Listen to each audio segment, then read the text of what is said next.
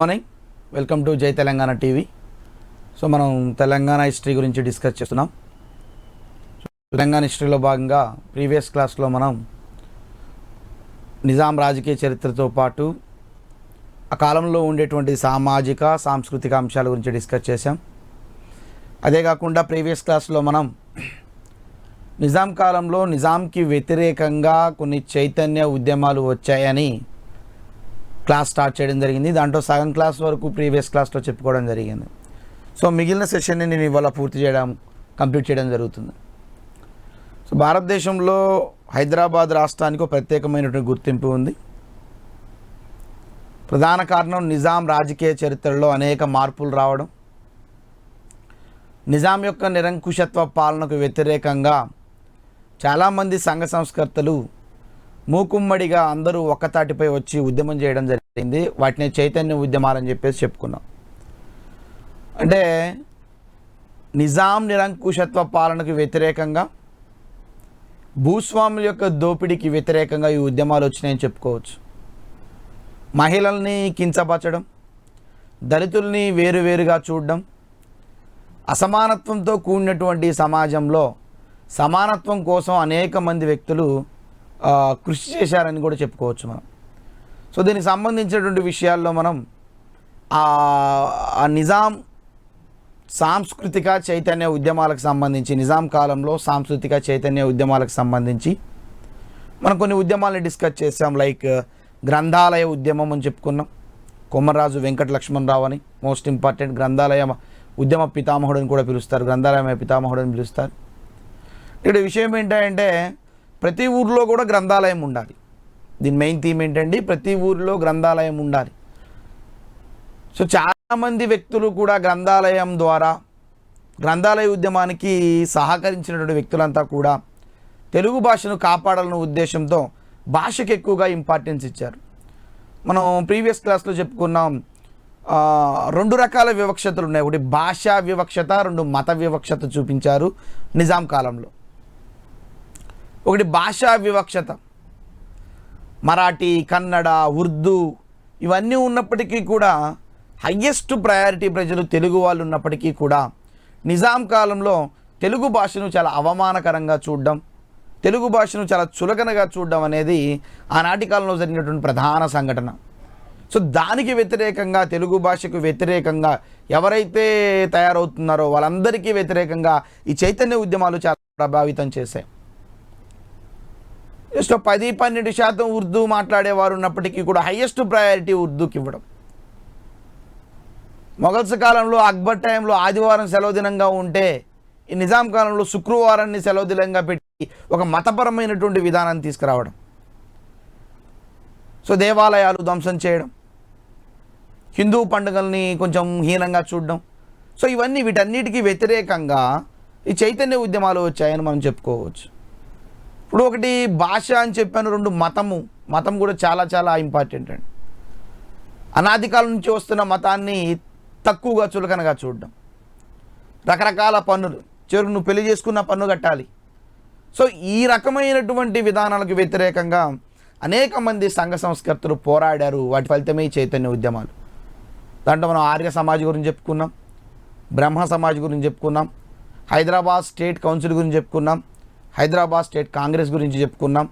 So చిన్న చిన్న సంస్థలన్నీ కూడా ప్రత్యేకమైనటువంటి ఆ నిజాంకి వ్యతిరేకంగా పోరాడి ఉద్యమాల్ని ఒక తాటిపైకి తీసుకొచ్చాయని చెప్పుకోవచ్చు. కొంతమంది ఏమో ప్రజాస్వామ్యమైనటువంటి పరిపాలన అందించాలి, డెమోక్రటిక్ వాల్యూస్తో కూడినటువంటి పరిపాలన, కేవలం భూస్వాములకి. నిజాం ఏం చేసేవాడంటే దేశ్ముఖులకి, భూస్వాములకి, వీళ్ళకి మాత్రమే, జమీందారులు వీళ్ళందరికీ మాత్రమే ప్రయారిటీ ఇచ్చేవాడు. ఎవరిని తొక్కేసేవాడు, తక్కువ వర్గం ఉండే వాళ్ళని, బలహీన వర్గాల వారిని తొక్కేసి అగ్రవర్ణాలకు మాత్రమే ఇంపార్టెన్స్ ఇచ్చాడు. ఫలితంగా ఉద్యమం అనేది వచ్చిందని చెప్పుకోవచ్చు.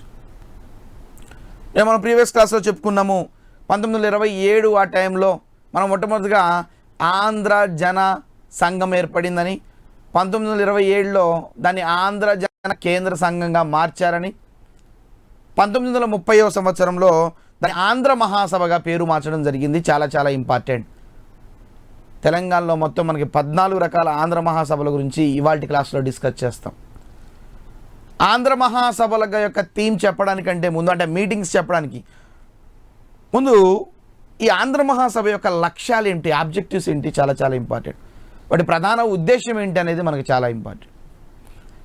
ఏం చెప్తుంది ఆంధ్ర మహాసభ యొక్క ప్రధానమైన థీమ్ ఏంటంటే, ఒకటి, మహిళల హక్కుల కోసం పోరాడాలి.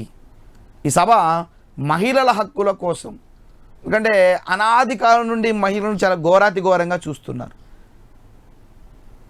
సో మహిళల హక్కుల కోసము ఈ సభ పోరాడాలని చెప్పేసి నినాదం ఇచ్చింది. రెండోది, రైతుల హక్కుల కోసం కూడా పోరాడింది. భూస్వాములు, దేశ్ముక్కులు, జమీందారులు, వీళ్ళ వల్ల బలైపోయినటువంటి వ్యక్తులు ఎవరైతే రైతులు. నేను చెప్పాను, రైతు వ్యవస్థ చాలా చాలా ఘోరంగా తయారైంది నిజాం కాలంలో. ఎలా సార్ అంటే, మొట్టమొదటిగా యజమానిగా ఉన్నటువంటి రైతులు కౌలుదారులుగా మారారు. అక్కడితో ఆగలేదు. కౌలుదారిగా ఉన్నటువంటి రైతులు కూలీలుగా మారారు. కూలీలుగా ఉన్న వ్యక్తులు చిట్ట చివరికి వెట్టి చాకిరికి అయ్యారు. కారణం ఏంటంటే భూస్వామ్య వ్యవస్థ, జమీందారులు, పెత్తందారుల యొక్క ఆధిపత్యం. మన నెక్స్ట్ చాప్టర్ ఉంటుందండి. తెలంగాణ సాయుధ పోరాటం 1946 నుండి 51 వరకు మావోయిస్టుల చేతిలో జరిగినటువంటి అతిపెద్ద రైతాంగ పోరాటమే ఈ పోరాటం. మనం నెక్స్ట్ చాప్టర్లో డిస్కస్ చేస్తాం. అది అటువంటి భూస్వాములకు వ్యతిరేకంగా వచ్చినటువంటి ఈ విధానాన్ని పూర్తిగా తిరస్కరించాలి, వ్యతిరేకించాలి, ఉద్యమం చేయాలి. సో రైతుల పక్షాన మనం అందరం కూడా పోరాడాలి, రైతుల హక్కుల కోసం మనం పోరాడాలి. నెక్స్ట్ ఇకపోతే సామాజిక దురాచారాలన్నింటిని కూడా ఈ సభలో ఎండగట్టాలి. ఆంధ్ర మహాసభ పెట్టే థీమ్ ఏంటంటే సామాజిక దురాచారాలన్నింటినీ కూడా, జోగిని వ్యవస్థ, దేవదాసి వ్యవస్థ, సతీ సహగమనం, ఆడపాప, వెట్టి చాకిరి, సో ఇవన్నీ కూడా సామాజిక దురాచారాలు. వీటన్నిటినీ కూడా పూర్తిగా నిర్మూలించడం కోసం ఆంధ్ర మహాసభ తీర్మానాలు చేసింది. నెక్స్ట్ దీని తర్వాత దళితుల అభివృద్ధి కోసం ప్రత్యేకంగా పోరాటాలు చేయాలి. మనం ఇంకా డిస్కస్ చేస్తాం.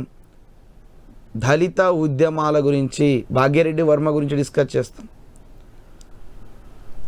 సమాజంలో ఆనాటి కాలం నుంచి 1500 BC ఆ టైం నుంచి ఋగ్వేద కాలంలో ఏర్పడినటువంటి చాతుర్వర్ణ వ్యవస్థ అనేటువంటి ఒక 4 వర్ణాలతో స్టార్ట్ అయినటువంటి ఒక చిన్న కుల వ్యవస్థ నేడు శూద్రులుగా మారి దళితుల్ని అంటరాంతనానికి, అస్పృశ్యతకు గురి చేస్తుంది. ఆ దళితులకి అభివృద్ధికి మనం పోరాడాలని చెప్తుంది ఆంధ్ర మహాసభ. చాలా ఇబ్బందులు పడ్డారండి దళితులు. సో దళితుల కోసం ప్రత్యేకమైనటువంటి అభివృద్ధి కార్యక్రమాలని ఈ సభ తీర్మానం చేయాలి. సో ఓవరాల్గా అయితే మనకి ఈ ఆంధ్ర మహాసభ యొక్క ప్రత్యేకమైనటువంటి లక్ష్యాలు ఇవని చెప్పుకోవచ్చు. గ్రూప్ 1 మెయిన్స్ రాస్తే ఉపయోగపడుతుంది. సో మనం ఇప్పుడు ఏం చేయాలి అంటే ఆంధ్ర మహాసభ తీర్మానాలను డిస్కస్ చేయాలి. అంటే ఆంధ్ర మహాసభ ఏ సంవత్సరం జరిగింది, ఆంధ్ర మహాసభ ఏ పట్టణంలో జరిగింది, దానికి అధ్యక్షుడు ఎవరు, మహిళా అధ్యక్షురాలు చాలా చాలా ఇంపార్టెంట్ అండి. మహిళా అధ్యక్షురాలు గురించి చాలా చాలా ఇంపార్టెంట్గా అడుగుతున్నాడు. అధ్యక్షుడి కన్నా మహిళా అధ్యక్షురాలు ఎవరు, తర్వాత ఏంటంటే అసలు ఆ సభలో తీసుకున్నటువంటి ప్రాధాన్యత ఏమిటి, ఇంపార్టెన్స్ ఏంటి, ఏ అంశాలను తీసుకున్నారు, పరిగణలోకి తీసుకున్నారు. సో వీటిని బట్టి డిస్కస్ చేస్తే మనకి అంటే ఖచ్చితంగా వీటిలోంచి ప్రశ్న వచ్చే అవకాశం ఉందండి. సో మొత్తం ఓవరాల్గా నేను ఇప్పుడు ఇక 13, 14 ఆంధ్ర మహాసభలు జరిగాయి కాబట్టి అవి ఎక్కడ జరిగాయి, ఏ పట్టణంలో జరిగాయి, ఎవరు అధ్యక్షుడు, ఎవరు మహిళా అధ్యక్షురాలు, వాటి ప్రాధాన్యత ఏమిటి డిస్కస్ చేస్తాను. మొట్టమొదటిగా ఈ సభ వచ్చేసి 1930వ సంవత్సరంలో జోగిపేటలో, సంగారెడ్డి డిస్టిక్ కిందకి వస్తుందండి, జోగిపేటలో మొట్టమొదటి సభ జరిగింది 1930వ సంవత్సరం. దీని అధ్యక్షుడు సురవరం ప్రతాప్ రెడ్డి, మోస్ట్ ఇంపార్టెంట్ అధ్యక్షుడు. సురవరం ప్రతాప్ రెడ్డి తొలి ఆంధ్ర మహాసభ అధ్యక్షుడిగా పనిచేశాడు. దీని మహిళా అధ్యక్షురాలు చాలా చాలా ఇంపార్టెంట్ అండి. మహిళా అధ్యక్షురాలు నడింపల్లి సుందరమ్మ. మహిళా అధ్యక్షురాలు ఎవరంటే నడింపల్లి సుందరమ్మ. సో మొట్టమొదటి ఆంధ్ర మహాసభ తొలి మహిళా అధ్యక్షురాలు ఎవరయ్యా అంటే నడింపల్లి సుందరమ్మ, గుర్తుంచుకోవాలి. సో ఇక్కడ సుందరమ్మ గురించి చెప్పాను కూడా చిన్న పాయింట్ చెప్తాను. ఈమె ఆంధ్ర సోదరి సమాజం అనేటువంటి ఒక సొసైటీని స్థాపించింది. సో ఎవరైనా వ్యక్తుల గురించి వస్తే వాళ్ళకి ఏదైనా ఇంపార్టెన్స్ ఉంటే పక్కనే ఏమంటే చెప్పడం జరుగుతుంది.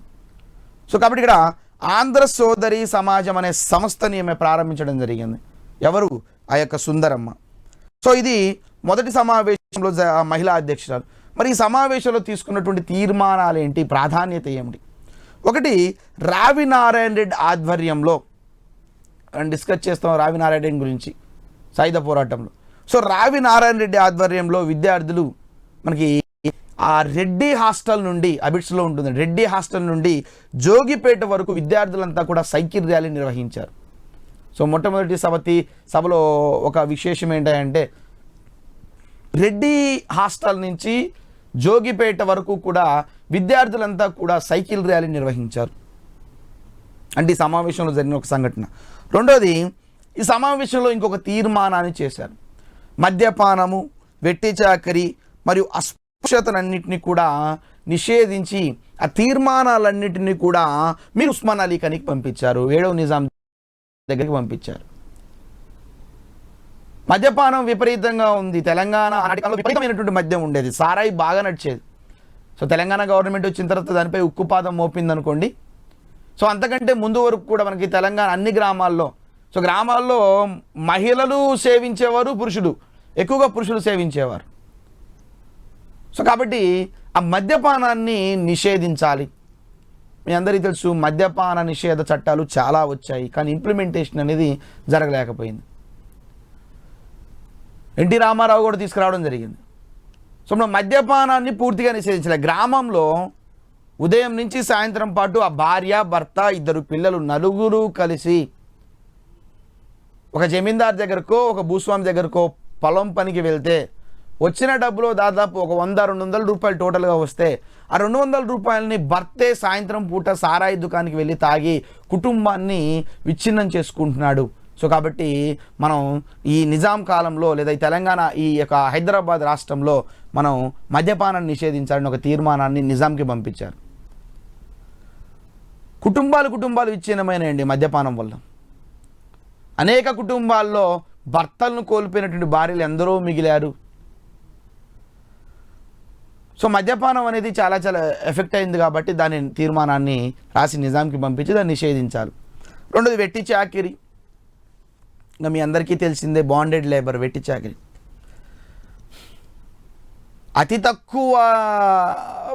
అతి తక్కువైనటువంటి డబ్బులతో నెలల వారీగా, సంవత్సరాల వారీగా ఇష్టం వచ్చినట్లు విపరీతమైన కష్టం చేయడమే వెట్టి చాకిరి. భూస్వాముల దగ్గర, దేశముఖుల దగ్గర, దొరల దగ్గర, పెత్తందారుల దగ్గర ఉదయం పోతే సాయంత్రం వరకు వెట్టి చాకిరీ చేసేటువంటి విధానం. ఆ వెట్టి చాకిరీ మొత్తాన్ని కూడా నిజాం నిషేధించండి అని చెప్పేసి ఒక తీర్మానాన్ని పంపించారు. ఏ సభలో? 1వ ఆంధ్ర మహాసభలో 1930వ సంవత్సరం. సో దీంతో పాటు ఇంకోటి ఏంటంటే అస్పృశ్యతని, అన్టచబుల్ సిస్టాన్ని కూడా నిషేధించారు. దళితుడు అనగానే ఒక రకంగా చూడడం, మాలవాడు, మాదిగవాడంటే ఒక రకంగా చూడడం, నీచంగా చూడడం, కనీసం చెప్పులు కూడా వేయించుకోకుండా, చెప్పులు కూడా తొడుక్కొని వెళ్ళేటువంటి ఆ స్వతంత్రం వాడికి లేకుండా చేయడం. దేవాలయాలకు రానిచ్చేవారు కాదు, సహపంక్తి భోజనాల్లో కూర్చొనిచ్చేవాళ్ళు కాదు, ఊరికి దూరంగా ఎక్కడో దళిత వార్డులనే పేరుతో వాళ్ళని అక్కడ కూర్చోబెట్టడం చేసేవారు. సో ఇవన్నీ అస్పృశ్యతలు, వీటన్నిటినీ కూడా ఈ నిజాంకి తెలియజేయాలనే ఉద్దేశంతో ఈ మొదటి సభ చాలా క్రియాశీలకమైనటువంటి పాత్ర పోషించిందండి. ఒకటి, రావి నారాయణ రెడ్డి హాస్టల్ నుంచి జోగిపేట వరకు సైకిల్ ర్యాలీ విద్యార్థులతో నిర్వహిస్తే, 2 ఇదే తీర్మానంలో మద్యపానము, వెట్టి చాకిరీ, అస్పృశ్యత మూడింటిని కూడా నిషేధించండి అని చెప్పేసి పూర్తి బాధ్యతలు తీసుకొచ్చినటువంటి సభ ఏంటంటే 1వ సభ అని చెప్పుకోవచ్చు. సో ఇది ఓవరాల్గా 1వ సభ చాలా ఇంపార్టెంట్ అండి. ఇయర్ ఇంపార్టెంటు, జరిగిన ప్రదేశం ఇంపార్టెంటు, అధ్యక్షుడు ఇంపార్టెంటు, తొలి మహిళా అధ్యక్షురాలు ఇంపార్టెంటు, దీని ప్రాధాన్యత, ఇక్కడ తీసుకున్నటువంటి ఏదైనా చర్యలు ఉంటే అవి చాలా ఇంపార్టెంట్. నెక్స్ట్ 2వ మీటింగ్ ఎప్పుడు జరిగిందంటే మళ్ళీ తదుపరి సంవత్సరం 1931వ సంవత్సరంలో జరిగింది. ఈ 1931వ సంవత్సరంలో దేవరకొండ పట్టణంలో సో జరిగిన 2వ మీటింగ్ దేవరకొండ. ఇక్కడ అధ్యక్షుడు బూర్గుల రామకృష్ణారావు. సో బూర్గుల రామకృష్ణారావు మనం నెక్స్ట్ క్లాస్లో డిస్కస్ చేస్తాం ఇతని గురించి. దీనికి మహిళా అధ్యక్షురాలు వరలక్ష్మి అనేటువంటి ఒక సంఘ సంస్కర్తని, ఒక మహిళా సభ అధ్యక్షురాలుగా పనిచేసింది. సో 1931 సంవత్సరంలో దేవరకొండలో బూర్గుల రామకృష్ణారావు అధ్యక్షతన, వరలక్ష్మి మహిళా అధ్యక్షతన ఈ రెండవ మీటింగ్ జరిగిందని చెప్పుకోవచ్చు. ఈ రెండవ మీటింగ్లో తీసుకున్నటువంటి ఆ తీర్మానం ఏంటంటే, యాక్చువల్లీ ఈ రెండవ మీటింగ్ 1931లో జరిగితే నిజాం ఈ సంస్థను, ఈ మీటింగ్ నిషేధించాడు. 3 సంవత్సరాల వరకు మీటింగ్ జరగలేదు. సో ఇది ఇంపార్టెంట్ అనమాట. నిజాం ఈ సంస్థను నిషేధించడంతో 3 సంవత్సరాలు ఈ సమావేశాలు జరగలేదు. పూర్తిగా వ్యతిరేకించాడు రెండవ సభని నిజాం. సో ఇక్కడ అంత ఇంపార్టెంట్ లేదు, నిషేధించాడు కాబట్టి ఇక్కడ తీసుకున్న తీర్మానాలు ఏమీ లేవనే చెప్పవచ్చు. తర్వాత మూడవ మీటింగ్ 1934కి పోయిందండి. ఎందుకంటే 3 సంవత్సరాలు ఇలాంటి మీటింగ్లు జరగబోద్దని నిజాం నిషేధించాడు కదా. సో ఆటోమేటిక్గా తదుపరి మీటింగ్ 1934వ సంవత్సరంలో మనం తదుపరి మీటింగ్ని చూడడం జరుగుతుంది. ఇది ఖమ్మంలో జరిగిందండి. జరిగిన పట్టణం వచ్చేసి ఖమ్మం. అధ్యక్షుడు పులిజాల వెంకటరంగారావు గారు. అధ్యక్షుడు ఎవరండి? పులిజాల వెంకటరంగారావు గారు. మోస్ట్ ఇంపార్టెంట్ వెంకటరంగారావు గారు. ఇక్కడ మహిళా సభ అధ్యక్షురాలు ఎవరంటే ఎల్లాప్రగడ సీతాకుమారి. ఈమె గురించి మనం ప్రీవియస్ క్లాస్లో చెప్పుకుని అనేక రచనలు చేసిందని. సో ఎల్లాప్రగడ సీతాకుమారి ఇక్కడ మూడవ మీటింగ్కి అధ్యక్షత వహించింది. సో ఈ టైంలో అంత ప్రాధాన్యతమైన అంశాలు ఏమీ తీసుకోలేదు. నెక్స్ట్ ఆటోమేటిక్గా 4వ మీటింగ్ మళ్ళీ 1935వ సంవత్సరం, మళ్ళీ తదుపరి సంవత్సరం. మధ్యలో ఎందుకు గ్యాప్ వచ్చింది సార్ అంటే నిజాం నిషేధించాడు కాబట్టి. 3 సంవత్సరాలు నిజాం దీన్ని నిషేధించాడు కాబట్టి 3 సంవత్సరాల వరకు ఆంధ్ర మహాసభలు జరగలేదు. తర్వాత 34లో జరిగాయి ఖమ్మంలో. తర్వాత మళ్ళీ యాస్టీజ్గా 35 వర్షములు జరుపుకుంటూ వచ్చాయి మళ్ళీ. సో మొత్తం 35లో సిరిసిల్ల, మనకి వేములవాడ దగ్గర వస్తుందండి సిరిసిల్ల. ప్రత్యేకమైనటువంటి ఈ జిల్లా కేంద్రంగా కూడా ఉంది. సో సిరిసిల్లను పట్టణంలో దీని అధ్యక్షుడు మాడపాటి హనుమంతరావు. చాలా చాలా ఇంపార్టెంట్ అండి ఇతను, మాడపాటి హనుమంతరావు. ఇక్కడ మహిళా సభ అధ్యక్షురాలు మాడపాటి మాణిక్యమ్మ. సో మహిళా అధ్యక్షురాలు కూడా మాడపాటి మాణిక్యమ్మ. సో ఈ టైంలో తీసుకున్నటువంటి చర్య ఏమిటంటే, ఈ మీటింగ్లో తీసుకున్నటువంటి ఇంపార్టెన్స్ ఏంటంటే, ఇక్కడ ఒక తీర్మానం చేశారండి. తీర్మానం ఏం చేశారంటే, ఎవరైతే మీటింగ్ అటెండ్ అవుతున్నారో నాయకులంతా కూడా ఆ వక్తలు అంటే మాట్లాడేవాళ్ళు, అనర్గళంగా మాట్లాడే వ్యక్తిని వక్త అని పిలుస్తారు. సో ఆ వక్తలు ఎవరైతే మాట్లాడడానికి వస్తున్నారో వివిధ ప్రాంతాల నుంచి, వీళ్ళంతా కూడా తెలుగులోనే మాట్లాడాలని ఒక తీర్మానం అనేది ఖచ్చితంగా, తీర్మానం అంటే చేయాల్సిందే అండి. సో ఖచ్చితంగా తెలుగులోనే మాట్లాడాలి వక్తలంతా అని చెప్పేసి మనకి ఆ 4వ మీటింగ్లో ఒక తీర్మానం చేశారు. అంతేనండి, వచ్చినటువంటి వ్యక్తులంతా కూడా ఇతర భాషలను మాట్లాడితే ఆ సభకి హాజరైనటువంటి ప్రజలు లేదా ఆ సభలో ఉండేటువంటి వ్యక్తులకి ఆ భాష ద్వారా ఇబ్బంది అవ్వక, అందుకనే మీరు బాగా గుర్తుంచుకోండి, ప్రీవియస్ క్లాస్లో మనం తెలుగు భాషకి చాలా చాలా ఇంపార్టెన్స్ ఇచ్చాం. అందుకని 1948 వరకు నిజాం ఉన్నంత వరకు ఉర్దూ భాషను అధికార భాషగా పెట్టుకుంటే 17 సెప్టెంబర్ తర్వాత మనం ప్రత్యేకంగా తెలుగుని అధికార భాషగా చేసుకున్నాం. ఎందుకంటే మన మాతృభాష చాలా చాలా ఇంపార్టెంట్. దేన్ని మర్చిపోయినా మాతృభాషను మర్చిపోవద్దు. మనకి వాటికి ఈ మధ్య కూడా మనకి ఉపరాష్ట్రపతి వెంకయ్యనాయుడు ప్రతి సభలో చెప్తూ ఉంటాడు, దయచేసి మాతృభాషను మరవద్దు. సో మాతృభాషలో విద్యాబోధన చేయాలని కూడా చెప్తా ఉన్నాం మనం ప్రీవియస్ క్లాస్లో. సో ఇక్కడ వక్తలు ఎవరైతే ఉన్నారో అంతా తెలుగులోనే మాట్లాడని ఒక తీర్మానాన్ని తీసుకొచ్చారు. సో అది మనకి 4వ మీటింగ్ అని చెప్పుకోవచ్చు. నెక్స్ట్ 5వ మీటింగు 1936 తదుపరి సంవత్సరం, పట్టణం షాద్నగర్. సో షాద్నగర్లో మనకి ఇక్కడ 5వ మీటింగ్ జరిగింది. సో దీని అధ్యక్షుడు KV Ranga Reddy, most important person KV Ranga Reddy. మహిళా సభ అధ్యక్షురాలు బూర్గుల అనంత లక్ష్మీదేవి. సో ఇక్కడ అధ్యక్షుడు ఇస్తున్నాడు, మహిళా అధ్యక్షులు ఇద్దరూ కూడా. సో కేవి రంగారెడ్డి అధ్యక్షుడుగా, మహిళా అధ్యక్షురాలుగా బూర్గుల అనంత లక్ష్మీదేవి. ఎన్నో మీటింగ్? 5వ మీటింగ్. ఇక్కడ ప్రాధాన్యత అంత లేదండి. సో ప్రాధాన్యత ఏం జరగలేదు ఇక్కడ, మనం తీసుకోం. సో 5వది, తర్వాత 6వది మళ్ళా తదుపరి సంవత్సరం, అంటే ఒక్కో సంవత్సరం జరుపుకుంటూ వచ్చింది. 1937వ సంవత్సరంలో నిజామాబాద్ పట్టణంగా, సో 1937వ సంవత్సరంలో 6వ మీటింగ్ జరిగిందండి, నిజామాబాద్లో జరిగింది. దీనికి అధ్యక్షుడు Mandumula Narasimha Rao, most important person.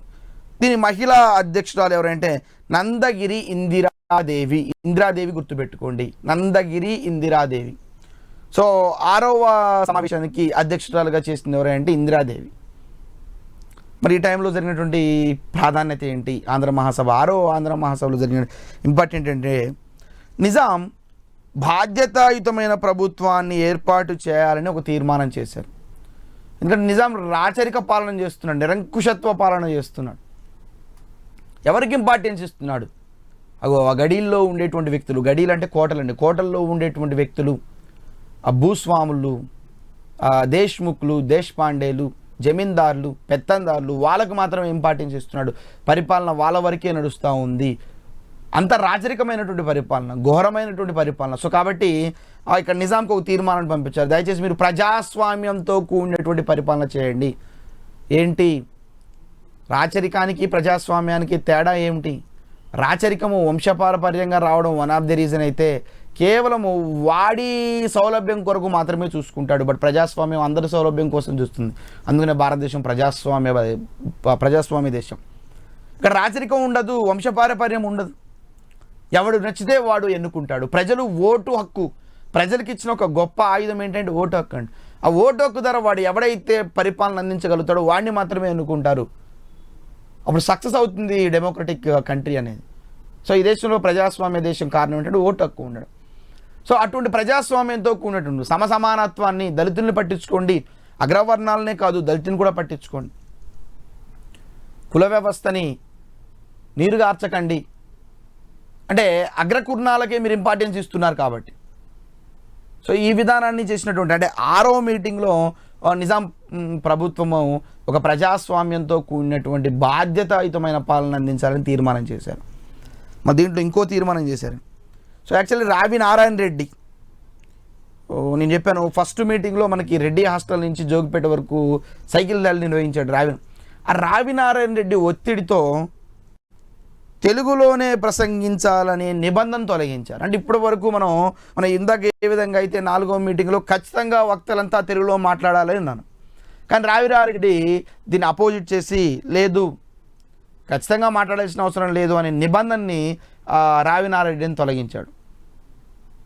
మరి ఇతర భాషల్లో వచ్చేటంటే ఇక్కడ మనకి ఈ సభల్లో ఇతర భాషలకు సంబంధించిన వ్యక్తులు కూడా పాల్గొన్నారు. మరాఠా, కన్నడ, ఉర్దూ వీళ్ళు కూడా పాల్గొన్నారు. వీళ్ళు తెలుగు రాదు ఆయన వాళ్ళ భావాన్ని ప్రజలకు తెలియజేయాలి. సో రావినారాయణ రెడ్డి ఏమంటాడంటే ఖచ్చితంగా మాట్లాడాలనే తీర్మానాన్ని తొలగించారు. ఎన్నో మీటింగ్లో 6వ మీటింగ్లో తొలగించినట్టుగా మనం చెప్పుకోవచ్చు.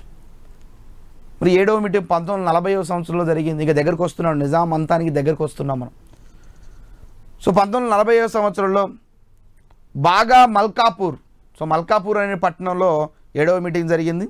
దీనికి అధ్యక్షుడు మందముల రామచంద్రారావు, దీనికి అధ్యక్షురాలు అంటే ఈ సమావేశానికి మహిళా అధ్యక్షురాలు యోగ్యశీలాదేవి. 7వ మీటింగ్. సో ఇక్కడ మనం ఒకసారి దీంట్లో గమనించినట్లయితే ఈ టైంలోనే మనకేమవుతుందంటే ఆనాటికి అయ్యంగార్ కమిటీ 1938లో రాజ్యాంగ సంస్కరణలపై ఇచ్చినటువంటి నివేదికను ఈ కమిటీలో చర్చించారండి. మనకు అయ్యంగార్ కమిటీ 1938 ఇంపార్టెంట్. రాజ్యాంగ సంస్కరణలపైన ఒక నివేదిక ఇస్తే ఆ నివేదికను ఈ మీటింగ్లో 7వ మీటింగ్లో చర్చించినట్టుగా మనకి చెప్తా ఉన్నారనమాట. నెక్స్ట్ 8వ మీటింగ్. 8వ మీటింగ్ 1941వ సంవత్సరంలో జరిగింది. సో 1941వ సంవత్సరంలో జరిగినటువంటి ఈ 8వ మీటింగ్ చిలుకూరులో జరిగింది. సూర్యాపేట డిస్టిక్ కోదాడ మండలంలో ఉండేటువంటి 8వ ఆంధ్ర మహాసభ జరిగింది. ఇక్కడ దీనికి అధ్యక్షుడు ఎవరంటే జరిగిన ప్రాంతం చిలుకూరు, గుర్తుంచుకోండి. సో జరిగిన ప్రాంతం వచ్చేసి రావి నారాయణ రెడ్డి. చిలుకూరు తర్వాత దాంట్లో అధ్యక్షుడు ఎవరంటే రావి నారాయణ రెడ్డి దీనికి అధ్యక్షుడిగా పాల్గొన్నాడు. ఇక్కడ అధ్యక్షురాలు రంగమ్మ ఓబుల్ రెడ్డి. సో ఇది మాత్రమే మనకి ఇంపార్టెంట్ అండి. సో ఇక్కడ తీసుకున్నటువంటి విషయాలు ఏమీ లేవు. నెక్స్ట్ 9వ మీటింగ్ని ఒకసారి గమనించినట్లయితే అంటే 9వ ఆంధ్ర మహాసభ 1942వ సంవత్సరంలో ధర్మారం అనే పట్టణంలో జరిగింది. దీనికి అధ్యక్షుడు మాదిరాజు రామకోటేశ్వరరావు అధ్యక్షుడు. దీనికి అధ్యక్షురాలు రంగమ్మ ఓబుల్ రెడ్డి. మళ్ళా రెండోసారి ఈమె అధ్యక్షురాలుగా పనిచేసింది. ఇక్కడ ఆంధ్ర మహిళా సంఘాన్ని వేరు చేయడం జరిగింది. సో దీంట్లో చేసిన తీర్మానం ఏంటి? ఆంధ్ర మహిళా సంఘాన్ని వేరువేరుగా చేయడం జరిగింది. నెక్స్ట్ 10వ మీటింగ్ మనకు 1943. ఇది చాలా చాలా ఇంపార్టెంట్ 10వ మీటింగ్, ఎందుకంటే ఇది హైదరాబాద్లో జరిగింది. దీనికి అధ్యక్షుడు కేవి రంగారెడ్డి, దీనికి అధ్యక్షురాలు ఎల్లాప్రగడ సీతాదేవి అని చెప్పాను కదా, ఎల్లాప్రగడ ఏర్పాటు చేశారు. ఈ టైంలో జరిగిన తీర్మానం ఏంటంటే ఇక్కడ ఆంధ్ర సార్వత లేదా సారస్వత పరిషత్ని ఏర్పాటు చేశారు. మోస్ట్ ఇంపార్టెంట్, ఆంధ్ర సారస్వత పరిషత్ని ఏర్పాటు చేశారు.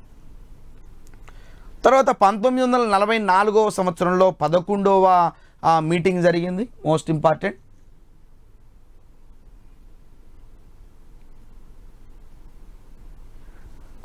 ఆ భువనగిరి కోటలో జరిగింది, అంటే భువనగిరి పట్టణంలో జరిగింది. సో 11వ మీటింగ్ భువనగిరి పట్టణంలో జరిగింది. దీనికి అధ్యక్షుడు రావి నారాయణ రెడ్డి, దీని అధ్యక్షురాలు నిమ్మగడ్డ సత్యవతి. ఇక్కడ కొంచెం చీలికలు ఏర్పడ్డాయి. ఆంధ్ర మహాసభ అతివాదులుగా మరియు మితవాదులుగా 2 వర్గాలుగా చీలిపోయింది. మితవాదులు తమ సంఘానికి జాతీయ ఆంధ్ర మహాసభ అనే పేరు పెట్టుకున్నారు. అంటే ఆంధ్ర మహాసభ 2గా విడిపోయింది, అతివాదులు మితవాదుల శాఖగా. భారత స్వాతంత్ర ఉద్యమంలో మీరు కూడా చూసే ఉంటారు మితవాదులు అతివాదులు అని. సో విప్లవ భావాలు బాగా ఉన్నటువంటి వ్యక్తులు అతివాదులు, విప్లవ భావాలు తక్కువగా ఉండి మనం శాంతితో పోరాడదామని చెప్పేవాళ్ళు మితవాదులు. సో ఇక్కడ మనకు 11వ మీటింగ్లో ఆంధ్ర మహాసభ 2 వర్గాలుగా చెప్పిపోయింది. ఒకటి ఆంధ్ర అతివాదులు, తర్వాత మితవాదులు. ఈ అతివాదులే మనకి కమ్యూనిస్ట్ పార్టీలో విలీనమయ్యారు 1946. అక్కడే సాయుధ పోరాటం స్టార్ట్ అవుతుంది, అది మనం అక్కడ డిస్కస్ చేస్తాం. మితవాదులేమో హైదరాబాద్ స్టేట్ కాంగ్రెస్లోకి విలీనమైపోయారు, కొలాప్స్. తర్వాత ఒక 3-4 ఆంధ్ర మహాసభలు జరిగాయి, కానీ ఎటువంటి తీర్మానాలు అంతగా ఇంపార్టెంట్ లేవు. సో ఒకటి 11వ మహాసభ 10వ మహాసభ ఇంపార్టెంట్. 11వ మహాసభలో అతివాద వర్గం మరియు మితవాద వర్గంగా ఈ యొక్క ఆంధ్ర మహాసభ చీలిపోయింది. అవి 2 తర్వాత ఒకటి హైదరాబాద్ స్టేట్ కాంగ్రెస్లో, ఒకటి కమ్యూనిస్టులోకి చేరడం జరిగింది. సో వాటిని కూడా మనం ఈ క్లాస్లో డిస్కస్ చేస్తాం. సో 12వ సభ మళ్ళీ ఎప్పుడు జరిగింది? సో బ్రీఫ్గా సభ ఎక్కడ జరిగింది, ప్రాంతము, దాని అధ్యక్షుడు, వాటి గురించి మనం డిస్కస్ చేస్తాం. సో 12వ సభ 1945వ సంవత్సరంలో మణికొండలో జరిగింది. దీన్ని మితవాదులు ఈ సభను పెట్టారండి, మితవాదులు. దీని అధ్యక్షుడు మందముగుల నరసింహారావు, ఇక్కడ అధ్యక్షురాలు లేరు. నెక్స్ట్ తర్వాత మీటింగ్ 1945 ఖమ్మంలో జరిగింది. దీని అతివాదులు ఈ సభను ప్రవేశపెట్టారు. దీనికి అధ్యక్షుడు రావి నారాయణ రెడ్డి, ఇక్కడ కూడా మహిళా అధ్యక్షురాలు లేరు, తీర్మానాలు ఏం లేవు. నెక్స్ట్ 13వ మీటింగ్ 1946 కందిరి అనేటువంటి పట్టణంలో మితవాదులు దీన్ని తీసుకొచ్చారు. దీని అధ్యక్షుడు జమలాపురం కేశవరావు, దీని అధ్యక్షుడు. తర్వాత మీటింగ్ 1946లో జరిగింది. మళ్ళా ఇప్పుడు 1945లో 2 సార్లు మీటింగ్ జరిగింది, ఒకటి అతివాదులు, ఒకటి మితవాదులు. 13లో అతివాదులు మితవాదులు, అంటే ఒకే సంవత్సరం వీళ్ళు విడిపోయారు కాబట్టి అతివాదులు ఒక మీటింగు, మితవాదులు ఒక మీటింగు.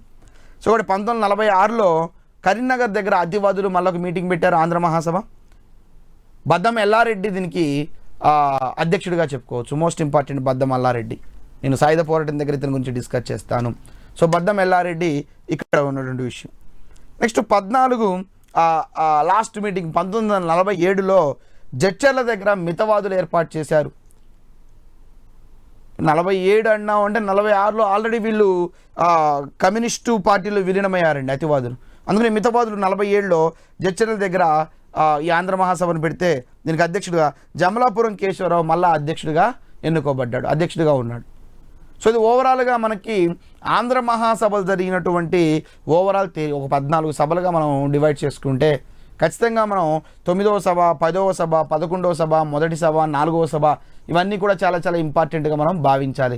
ఎక్కువగా ప్రశ్న మహిళా అధ్యక్షురాలపై ప్రశ్న అడుగుతున్నాడు. సో మహిళా అధ్యక్షురాలపై ఎక్కువగా ప్రశ్న అడుగుతున్నాడు కాబట్టి ఆ మహిళా అధ్యక్షురాల గురించి కూడా మీరు తెలుసుకోవాల్సి ఉంటుంది. 12వ దగ్గర నుంచి మహిళా అధ్యక్షురాలు లేరు, 11 వరకే ఉన్నారు కాబట్టి చాలా చాలా ఇంపార్టెంట్. దాంతోపాటు వాళ్ళు చేసినటువంటి తీర్మానాలు కూడా చాలా ఇంపార్టెంట్. తీర్మానాలు కూడా మనకి చాలా ఇంపార్టెంట్. నేను చెప్పాను అతివాదులు 1946వ సంవత్సరంలో కమ్యూనిస్టు పార్టీలో విలీనమై సాయుధ పోరాటాన్ని నిర్వహించారు. 1946 నుంచి 51 వరకు సాయుధ పోరాటం జరిగింది. అది నెక్స్ట్ చాప్టర్లో మనం డిస్కస్ చేస్తాం. సో అతివాదులంతా కమ్యూనిస్టు పార్టీలో విలీనమయ్యి సాయుధ పోరాటాన్ని ఒక పెద్ద రైతాంగ పోరాటాన్ని తీసుకొచ్చారు. మరి మితవాదులు దేంట్లో పోయారు సార్? మితవాదులంతా కలిసి హైదరాబాద్ స్టేట్ కాంగ్రెస్లో విలీనమయ్యారు. అతివాదులేమో కమ్యూనిస్టు పార్టీ భావాలకి దగ్గర సంబంధం, ఎందుకంటే కమ్యూనిస్టు భావాలు విప్లవ భావాలు, రాడికల్ భావాలు ఉంటాయి కాబట్టి ఆటోమేటిక్గా అతివాదులు అటే వెళ్ళిపోతారు. నెక్స్ట్ ఇకపోతే మనకి మితవాదులు హైదరాబాద్ స్టేట్ కాంగ్రెస్లో విలీనమయ్యడం జరిగింది. నేను ఈ రెండింటి గురించి డిస్కస్ చేస్తాను. యాక్చువల్లీ కమ్యూనిస్టు పార్టీలో విలీనమైన అతివాదులు సాయుధ పోరాటాన్ని డిస్కస్ చేయాలి మనం, బట్ దాన్ని స్పెషల్ చాప్టర్గా ఇచ్చాను. సాయుధ పోరాటాన్ని మనం స్పెషల్ చాప్టర్లో సాయుధ పోరాటాన్ని డిస్కస్ చేస్తాం. ఇప్పుడు నేను మితవాదులు వెళ్ళినటువంటి హైదరాబాద్ స్టేట్ కాంగ్రెస్లో దీని గురించి డిస్కస్ చేస్తాను. హైదరాబాద్ స్టేట్ కాంగ్రెస్ గురించి డిస్కస్ చేస్తాను. హైదరాబాద్ స్టేట్ కాంగ్రెస్ మనకి 1938 జూలై 29న హైదరాబాదులో ఏర్పడడం జరిగితే దీని స్వామి రామానంద్ తీర్థ్ దీన్ని స్థాపించాడు. హైదరాబాద్ స్టేట్ కాంగ్రెస్ స్థాపకుడు స్వామి రామానంద్ తీర్థ్. ఈయన అసలు పేరు చాలా ఇంపార్టెంట్ అండి. ఇతని అసలు పేరు వెంకటేష్ భగవన్ రావ్. ఇతను గుల్బర్గా వాసి. సో ఇక్కడ హైదరాబాద్ స్టేట్ కాంగ్రెస్ ఎప్పుడు ఏర్పడింది? 1938 జూలై 29. Most important. దీన్ని స్థాపించిన వ్యక్తి బాగా పేరుగా ఎక్కువగా అధికార నామం ఇక్కడ పేరు ఏంటంటే స్వామి రామానంద్ తీర్థ్. ఎక్కడ? హైదరాబాద్లో. అసలు పేరు ఏం పేరే అంటే వెంకటేష్ భగవన్ రావ్. అసలు పూర్తి పేరు ఖడ్గేకర్ అండి. వెంకటేష్ భగవన్ రావ్ ఖడ్గేకర్. ఇతను గుల్బర్గా వాసి. సో మనం హైదరాబాద్ స్టేట్ కాంగ్రెస్ గురించి ఒకసారి చూసుకున్నట్లయితే 7 సెప్టెంబర్ 1938 ఆనాటి ప్రధాని అక్బర్ హైదరీ. ఇప్పుడు 1938 అంటే 7వ నిజాం దగ్గర ఉన్నాం మనం. సో అక్బర్ హైదరీ, అతని దగ్గర పనిచేసినటువంటి ప్రధానమంత్రి అక్బర్ హైదరీ ఈ పార్టీని నిషేధించాడు. దీనికి నిరసనగా స్వామి రామానంద్ తీర్థ్ మరియు ఆర్య సమాజ్ మరియు ఆంధ్ర మహాసభతో కలిపి వీళ్ళంతా కలిసి సత్యాగ్రహాన్ని ప్రారంభించారు. ఎప్పుడైతే పార్టీని నిషేధించారో దానికి వ్యతిరేకంగా నిరసనగా సత్యాగ్రహాన్ని వీళ్ళు ప్రారంభించారు. ఆ సత్యాగ్రహ ప్రారంభమైన రోజు ఇంపార్టెంట్ అండి. 24 అక్టోబర్ 1938 రోజున సత్యాగ్రహాన్ని ప్రారంభించారు. ఈ సత్యాగ్రహంలో మనకి 3 డిక్టేటర్లుగా నియమించబడ్డారు. ఒకటి ఆరుట్ల లక్ష్మీ నరసింహారెడ్డి ఒకతను, రెండో వ్యక్తి బద్దం ఎల్లారెడ్డి, మూడో వ్యక్తి మొదటి డిక్టేటర్. సో ఈ వ్యక్తులు దీంట్లో డిక్టేటర్గా నియమించబడ్డారు. హైదరాబాద్లో రావి నారాయణ రెడ్డి, గోవిందరావు నాసల్, రామకిషన్ దూత్ దీనికి ఉంటే, వరంగల్లో కాళోజీ నారాయణరావు, హయగ్రీవాచార్యులు వరంగల్లో, ఖమ్మం జమలాపురం కేశవరావు. సో వీళ్ళంతా డిస్కస్ చేసాం మనం, అధ్యక్షుడిగా పనిచేశారండి. సో ఖమ్మంలో ఒకళ్ళు, వరంగల్లో కొంతమంది, హైదరాబాద్లో దీనికి డిక్టేటర్లుగా నియమించబడ్డారు. ఔరంగాబాద్ పక్కనే ఉండేటువంటి మహారాష్ట్ర, ఔరంగాబాద్లో కూడా గోవింద్ దాస్ ఫరాఫ్లు ఈ ఉద్యమానికి నాయకత్వం వహించారు. అంటే ఏ ప్రాంతంలో నాయకత్వం వహించారనే కాన్సెప్ట్ చూసుకున్నట్లయితే వరంగల్లో కాళోజీ నారాయణరావు, హయగ్రీవాచారి దీనికి నాయకత్వం వహించాడు, మోస్ట్ ఇంపార్టెంట్. ఖమ్మంలో జమలాపురం కేశవరావు అధ్యక్షుడు వహించాడు. హైదరాబాద్లో రావి నారాయణ రెడ్డి, గోవిందరావు నాసల్, రామ్ కిషన్ దూత్ ఈ వ్యక్తులు నాయకత్వం వహించారు. అయితే 23 నవంబర్ 1938న అఖిల భారత సత్యాగ్రహ దినంగా ఈ రోజును పాటించడం జరిగింది ఈ నాయకులు. ఈ సత్యాగ్రహం జరుగుతున్న సందర్భంలో మత ఘర్షణలు ప్రారంభమయ్యాయి. అందుకనే గాంధీజీ దీంట్లో జోక్యం చేసుకొని ఈ యొక్క ఉద్యమాన్ని నిలిపివేయడం జరిగింది. దీనికి సంబంధించిన విధానాన్ని నిలిపివేయడం జరిగింది. సో గాంధీ ఎప్పుడూ కూడా శాంతి అనే భావంతో వెళ్తాడు కాబట్టి ఈ టైంలో ఎప్పుడైతే సత్యాగ్రహం అనేది తారాస్థాయికి చేరి హిందూ ముస్లిం మత సంఘర్షణలు విపరీతంగా జరుగుతున్న ఆ సమయంలో గాంధీ గారు దీంట్లో జోక్యం చేసుకొని ఈ ఉద్యమాన్ని లేదా ఈ రకమైనటువంటి విధానాన్ని ఆపివేయడం జరిగింది. ఆపివేయడం కారణం ఏంటంటే గాంధీజీ మరియు ఆనాటి ప్రధాని అక్బర్ హైదరీ ఇద్దరి మధ్య కొన్ని ఒప్పందాలు కుదిరాయండి. ఒప్పందాలు కుదిరిన తర్వాత హైదరాబాద్ స్టేట్ కాంగ్రెస్ పైన నిషేధం అప్పుడు నిజాం ఎత్తేస్తాడు. సో వీరి మధ్య జరిగిన ఒప్పందం ఏంటి చాలా ఇంపార్టెంట్. ఎవరెవరికి? గాంధీకి మరియు అక్బర్ హైదరీకి. ఏంటంటే ఒకటి సత్యాగ్రహాన్ని నిలిపివేయాలని కోరాడు, ఓకే. రెండోది అరెస్ట్ అయినటువంటి సత్యాగ్రహాలను విడుదల చేయాలి, వీళ్ళిద్దరి మధ్య జరిగినటువంటి ఒప్పందం అండి. మూడోది సమస్యలను పరిష్కరించడానికి చర్చలు జరపాలి. ఒకటి సత్యాగ్రహాన్ని నిలిపివేయాలి, వీళ్ళ ఒప్పందం ఓకే. రెండోది అరెస్ట్ అయినటువంటి సత్యాగ్రహాలను విడుదల చేయాలి. ఎవరైతే అక్రమంగా ఆ సత్యాగ్రహంలో పాల్గొన్నటువంటి వ్యక్తుల్ని అక్రమంగా అరెస్ట్ చేశారో వాటన్నిటినీ కూడా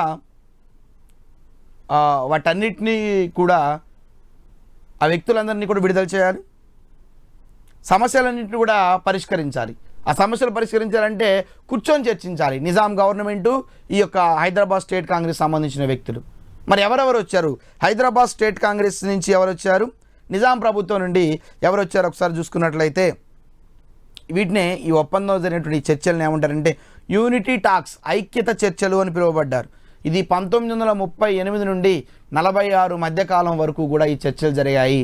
ఈ చర్చల్లో నిజాం ప్రాంతం నుంచి ఒక ఇద్దరు వ్యక్తులు, ఒక ఉన్నత అధికారులనండి లేదా ఇద్దరు వ్యక్తులు వచ్చారు. మరియు ఇక్కడ హైదరాబాద్ స్టేట్ కాంగ్రెస్ నుండి ఒక ఇద్దరు వ్యక్తులు వచ్చారు. ముందుగా హైదరాబాద్ స్టేట్ కాంగ్రెస్ నుంచి మందబుల నరసింగరావు ఒక అతను వచ్చాడు. రెండోది కాశీనాథ వైద్య, ఈయన ఆర్య సమాజ్ సంబంధించిన వ్యక్తి అండి, ఎందుకంటే వీళ్ళంతా కలిసి చేశారు కాబట్టి. ఇప్పుడు మందమూల నరసింహరావు ఆంధ్ర మహాసభ, కాశీనాథ్ వైద్య ఆర్య సమాజ్. సో వీళ్ళిద్దరు కూడా హైదరాబాద్ స్టేట్ కాంగ్రెస్ తరపు నుంచి చర్చలు జరపడానికి వచ్చారు. మన నిజాం ప్రభుత్వం నుండి వచ్చినటువంటి ఇద్దరు వ్యక్తుల్లో ఒకళ్ళు నవాబ్ అలియార్ జంగ్, నవాబ్ బహదూర్ యార్ జంగ్. సో ఈ ఇద్దరు వ్యక్తులు కూడా నిజాం సంస్థానం నుంచి ఇక్కడి నుంచి వస్తే దాదాపు 38 నుంచి 48 కాలం వరకు చర్చలు కొనసాగించవచ్చు. ఇలా చేస్తే 5వ తారీఖు జూలై 1946న మోస్ట్ ఇంపార్టెంట్ అండి, 5 జూలై 1946న హైదరాబాద్ స్టేట్ కాంగ్రెస్ పైన ఈ యొక్క నిజాం నిషేధాన్ని ఎత్తేసాడు. ఎందుకంటే అప్పుడు మనం చెప్పుకున్నాం, దీని పార్టీని నిషేధిస్తేనే కదా సత్యాగ్రహం వచ్చింది. సో ఆ నిషేధాన్ని 5 జూలై 1946న ఎత్తివేశారని మనం చెప్పుకోవచ్చు. వందే మాతర ఉద్యమం, సో ఇది హైదరాబాద్ స్టేట్ కాంగ్రెస్ సంబంధించిన విషయం. సో ప్రీవియస్ క్లాస్లో మనం ఏ విధంగా అయితే గ్రంథాలయ ఉద్యమాన్ని డిస్కస్ చేశామో ఇప్పుడు కూడా మనము వందే మాతర ఉద్యమాన్ని డిస్కస్ చేయాలి. సో వందే మాతర ఉద్యమాన్ని 1938లో ఉస్మాన్ యూనివర్సిటీలో జరిగింది. యాక్చువల్లీ ఈ ఉద్యమానికి గల ప్రధాన కారణం ఏంటంటే తెలుగు మాట్లాడే వాళ్ళు మరియు హిందూ విద్యార్థుల మధ్య ఉర్దూ విద్యార్థులు, ముస్లిం మత విద్యార్థులు వివక్షత చూపడం వల్ల ఈ ఉద్యమం వచ్చిందని చెప్పవచ్చు. ఉద్యమానికి గల ప్రధాన కారణం ఏంటంటే మత వివక్షత బాగా తోడైంది. ఆ తెలుగు విద్యార్థుల్ని, హిందూ మతం ఉండేటువంటి విద్యార్థులందరినీ వీళ్ళు తక్కువగా చేసి చులకనగా చేయడం వల్ల ఉస్మానియా యూనివర్సిటీలో 1938లో ఈ ఒక వందే మాతర ఉద్యమం ప్రారంభమైందని చెప్పుకోవచ్చు. ఈ ప్రారంభమైతే ఓయూలోని విద్యార్థులు హైదరాబాద్ స్టేట్ కాంగ్రెస్ నాయకులు చేపట్టే సత్యాగ్రహ స్ఫూర్తితో వందే మాతర ఉద్యమాన్ని తీసుకురావడం జరిగింది. ఇంతకుముందు మన హైదరాబాద్ స్టేట్ కాంగ్రెస్ నాయకులు సత్యాగ్రహాన్ని ఏ విధంగా అయితే తీసుకొచ్చారో దాని స్ఫూర్తితో ఈ ఉద్యమం ప్రారంభించబడింది. అయితే 28 నవంబర్ 1938 నిజాం వందే మాతర ఉద్యమాన్ని నిషేధించాడు. వందే మాతర ఉద్యమం యొక్క ప్రధాన థీమ్ ఏంటంటే వందే మాతరం. బకించంద్ర చటర్జీ రచించినటువంటి ఆ గీతాన్ని నిషేధించాడు. ఎవరైనా నిజాం ఏ టైంలో 28 నవంబర్ 1938. సో వందే మాతర ఉద్యమంలో నాయకులు చాలా ఇంపార్టెంట్ అండి. మీరు ప్రీవియస్ క్వశ్చన్ పేపర్లు చూస్తే వందే మాతర ఉద్యమంలో నాయకులు ఎవరు అని అడుగుతున్నాడు. ఈసారి ఎగ్జామినేషన్లో వందే మాతర ఉద్యమంలో నాయకులు కాని వారు అని ఎవరు అడుగుతున్నాడు. సో మనం ఉన్న వాళ్ళు ఎవరో తెలుసుకుంటే ఆటోమేటిక్గా ఆన్సర్ని ఐడెంటిఫై చేయవచ్చు. ఉద్యమ నాయకులు ఒకసారి గమనించినట్లయితే పివి నరసింహారావు, మనం ఇక్కడి నుంచే మనకి చాలా చాలా ఇంపార్టెంట్ పర్సన్. ఎందుకంటే నేను మనకి ముఖ్యమంత్రిగా చేశాడు, ఈ దేశానికి ప్రధానమంత్రిగా కూడా చేశాడు. ఈ దేశంలో ఆర్థిక సంస్కరణలు ప్రవేశపెట్టిన వ్యక్తి ఎవరంటే పివి నరసింహారావు. సో అతని గురించి నేను స్పెషల్గా డిస్కస్ చేస్తాను. ఉద్యమ నాయకులు చూసినట్లయితే 1 పివి నరసింహారావు, 2 హయగ్రీవాచారి, 3 ఆరుట్ల రామచంద్రారెడ్డి, 4 ధర్మభిక్షం, 5 అచ్యుతరెడ్డి. Most important, PV Narasimha Rao, Hayagrivachari, Arutla Ramachandra Reddy, Dharmabhiksham, Achyuta Reddy. ఈ 5 ఉద్యమ నాయకులు ఏ ఉద్యమానికి? వందే మాతర ఉద్యమానికి నాయకులుగా మనం చెప్పుకోవచ్చు అన్నమాట. అయితే ఉద్యమ నాయకుల్లో నేను ఇప్పుడు పివి నరసింహారావు గురించి వచ్చింది కాబట్టి కొద్దిసేపు అతని గురించి డిస్కస్ చేస్తాను. పివి నరసింహారావు 1921 సంవత్సరంలో వరంగల్ జిల్లాలో లక్నేపల్లిలో జన్మించాడు. ఈయన 3 సంవత్సరాల వయసులోనే కరీంనగర్ జిల్లాలో వంగర గ్రామంలోకి వచ్చి స్థిరపడ్డారు. సో ఇలా నాన్న వాళ్ళు ఇక్కడికి వంగర గ్రామం, మన కరీంనగర్ జిల్లాలో వంగర గ్రామంలోకి వచ్చి స్థిరపడినట్టు చెప్పొచ్చు. ఇతను ఒక పాండిత్యం గల వ్యక్తి, అనేక భాషల్లో దాదాపు ఒక 14 నుంచి 16 భాషల్లో అనర్గళంగా మాట్లాడగల వ్యక్తి. విశ్వనాథ సత్యనారాయణ రాసినటువంటి 1000 పడగలు అనే గ్రంథాన్ని, ఆ గ్రంథాన్ని ఇతను హిందీలో సహస్రాఫాన్ అనేటువంటి పేరుతో అనువదించడం జరిగింది. అంటే రచించిన దాన్ని నేను హిందీలోకి అనువదించాడు ఇతను. అంతేకాకుండా అబల అనే ఒక తెలుగు నవలను కూడా రాశాడని చెప్పుకోవచ్చు. ఎక్కువగా మనకి 1000 పడగలు మించి ప్రశ్న అడుగుతూ ఉన్నాడు. ఇతను 1971 నుంచి 73 ప్రాంతంలో ముఖ్యమంత్రిగా పనిచేశాడు. జయాంధ్ర ఉద్యమం వల్ల ఇతను పదవీచ్యుతుడు కావాల్సి వచ్చింది. తెలంగాణ వాసి, తెలంగాణ ముఖ్యమంత్రిగా కేవలం 2 ఏళ్ళు మాత్రమే పనిచేశాడు. ఎందుకు కారణం మోడల్ మీకు మూమెంట్లో వస్తుంది. సో మొత్తానికి 71 నుంచి 73 వరకు ఇతను ముఖ్యమంత్రిగా పనిచేశాడు. తర్వాత 1991 నుండి 96 మధ్యకాలంలో ఎప్పుడైతే మనకి కేంద్రంలో 1991 నుంచి 96 మధ్యకాలంలో ప్రధానమంత్రిగా కూడా పనిచేశాడు, ప్రైమ్ మినిస్టర్గా. ఈయన ప్రధానమంత్రిగా ఉన్నప్పుడు మరి ఎంపీగా ఎక్కడి నుంచి ఎన్నుకోబడ్డాడంటే కర్నూలు జిల్లాలో నంద్యాల పార్లమెంట్ నుంచి ఇతను ఎన్నిక కావడం విశేషం. సో 1991 నుంచి 96 మధ్యకాలంలో ప్రధానమంత్రిగా చేసి అనేక రకాలైనటువంటి విధానాలు తీసుకొచ్చిన వ్యక్తి ఎవరంటే పివి నరసింహారావు. లుక్ ఈస్ట్ పాలసీని తీసుకొచ్చాడు,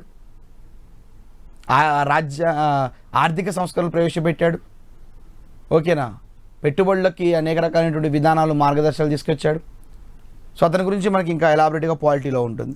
నెక్స్ట్ ఇకపోతే ఓయూ నుంచి ప్రారంభమైనటువంటి వందే మాతర ఉద్యమం వివిధ ప్రాంతాలకు విస్తరించింది. నల్గొండ, వరంగల్, గుల్బర్గా, మహబూబ్ నగర్, ఔరంగాబాద్ ప్రాంతాలకు పాకింది.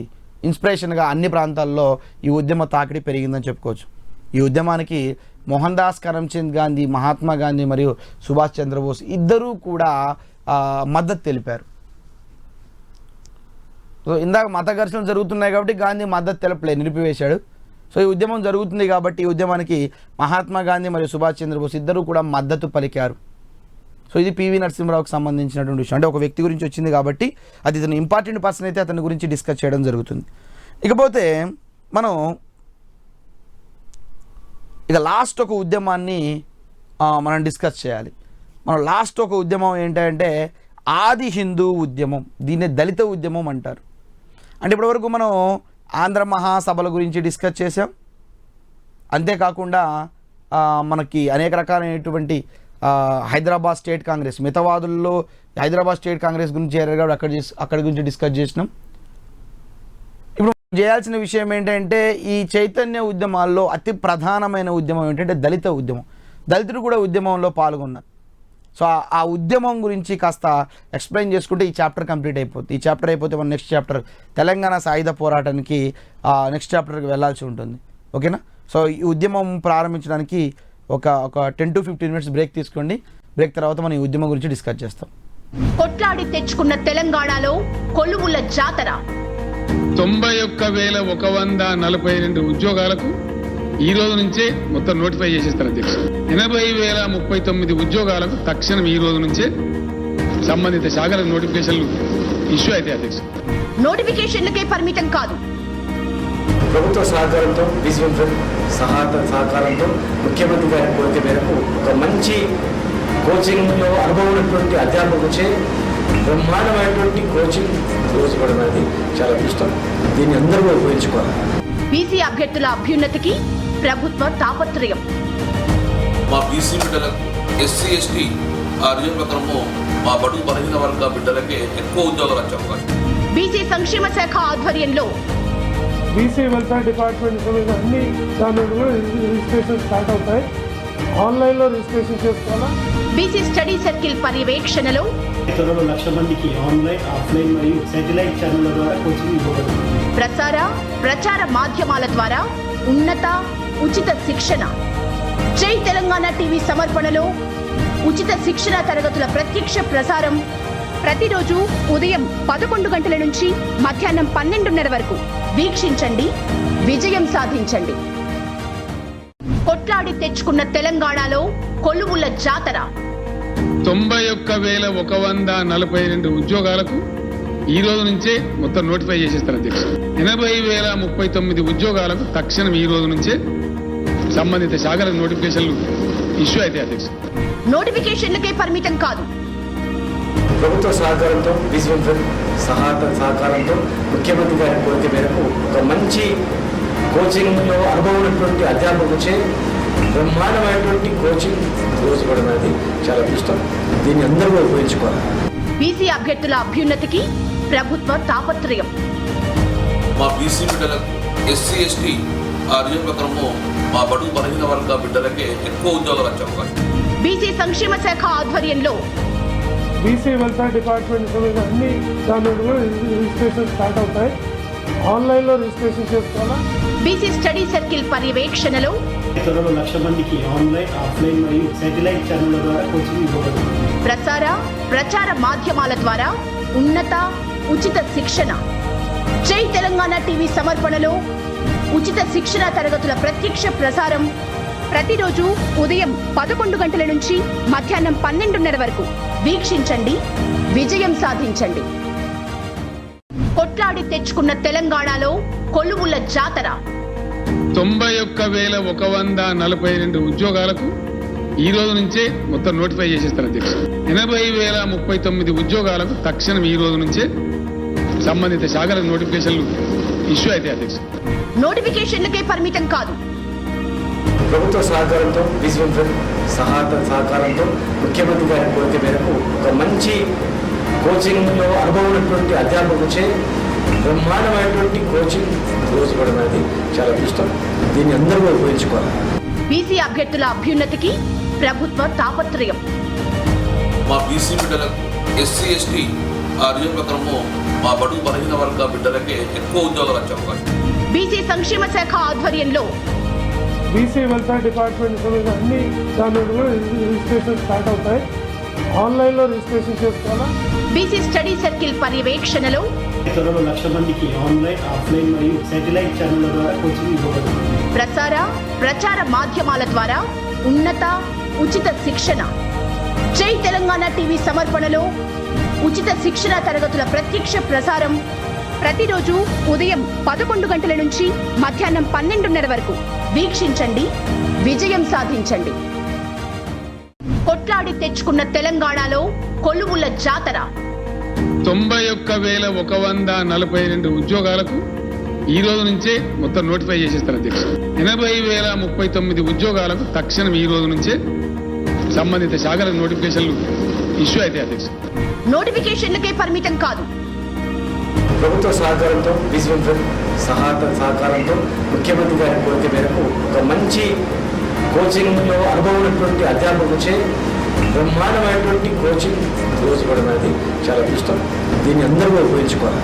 బీసీ అభ్యర్థుల అభ్యున్నతికి ప్రభుత్వ తాపత్రయం. మా బీసీ బిడ్డలకు ఎస్సీ ఎస్టీ రిజర్వ్ ప్రకారము మా బడుగు బలహీన వర్గ బిడ్డలకే ఎక్కువ ఉద్యోగాలు వచ్చే అవకాశం. బీసీ సంక్షేమ శాఖ ఆధ్వర్యంలో బీసీ వెల్ఫేర్ డిపార్ట్మెంట్ సంబంధించిన అన్ని దాని కూడా రిజిస్ట్రేషన్ స్టార్ట్ అవుతాయి.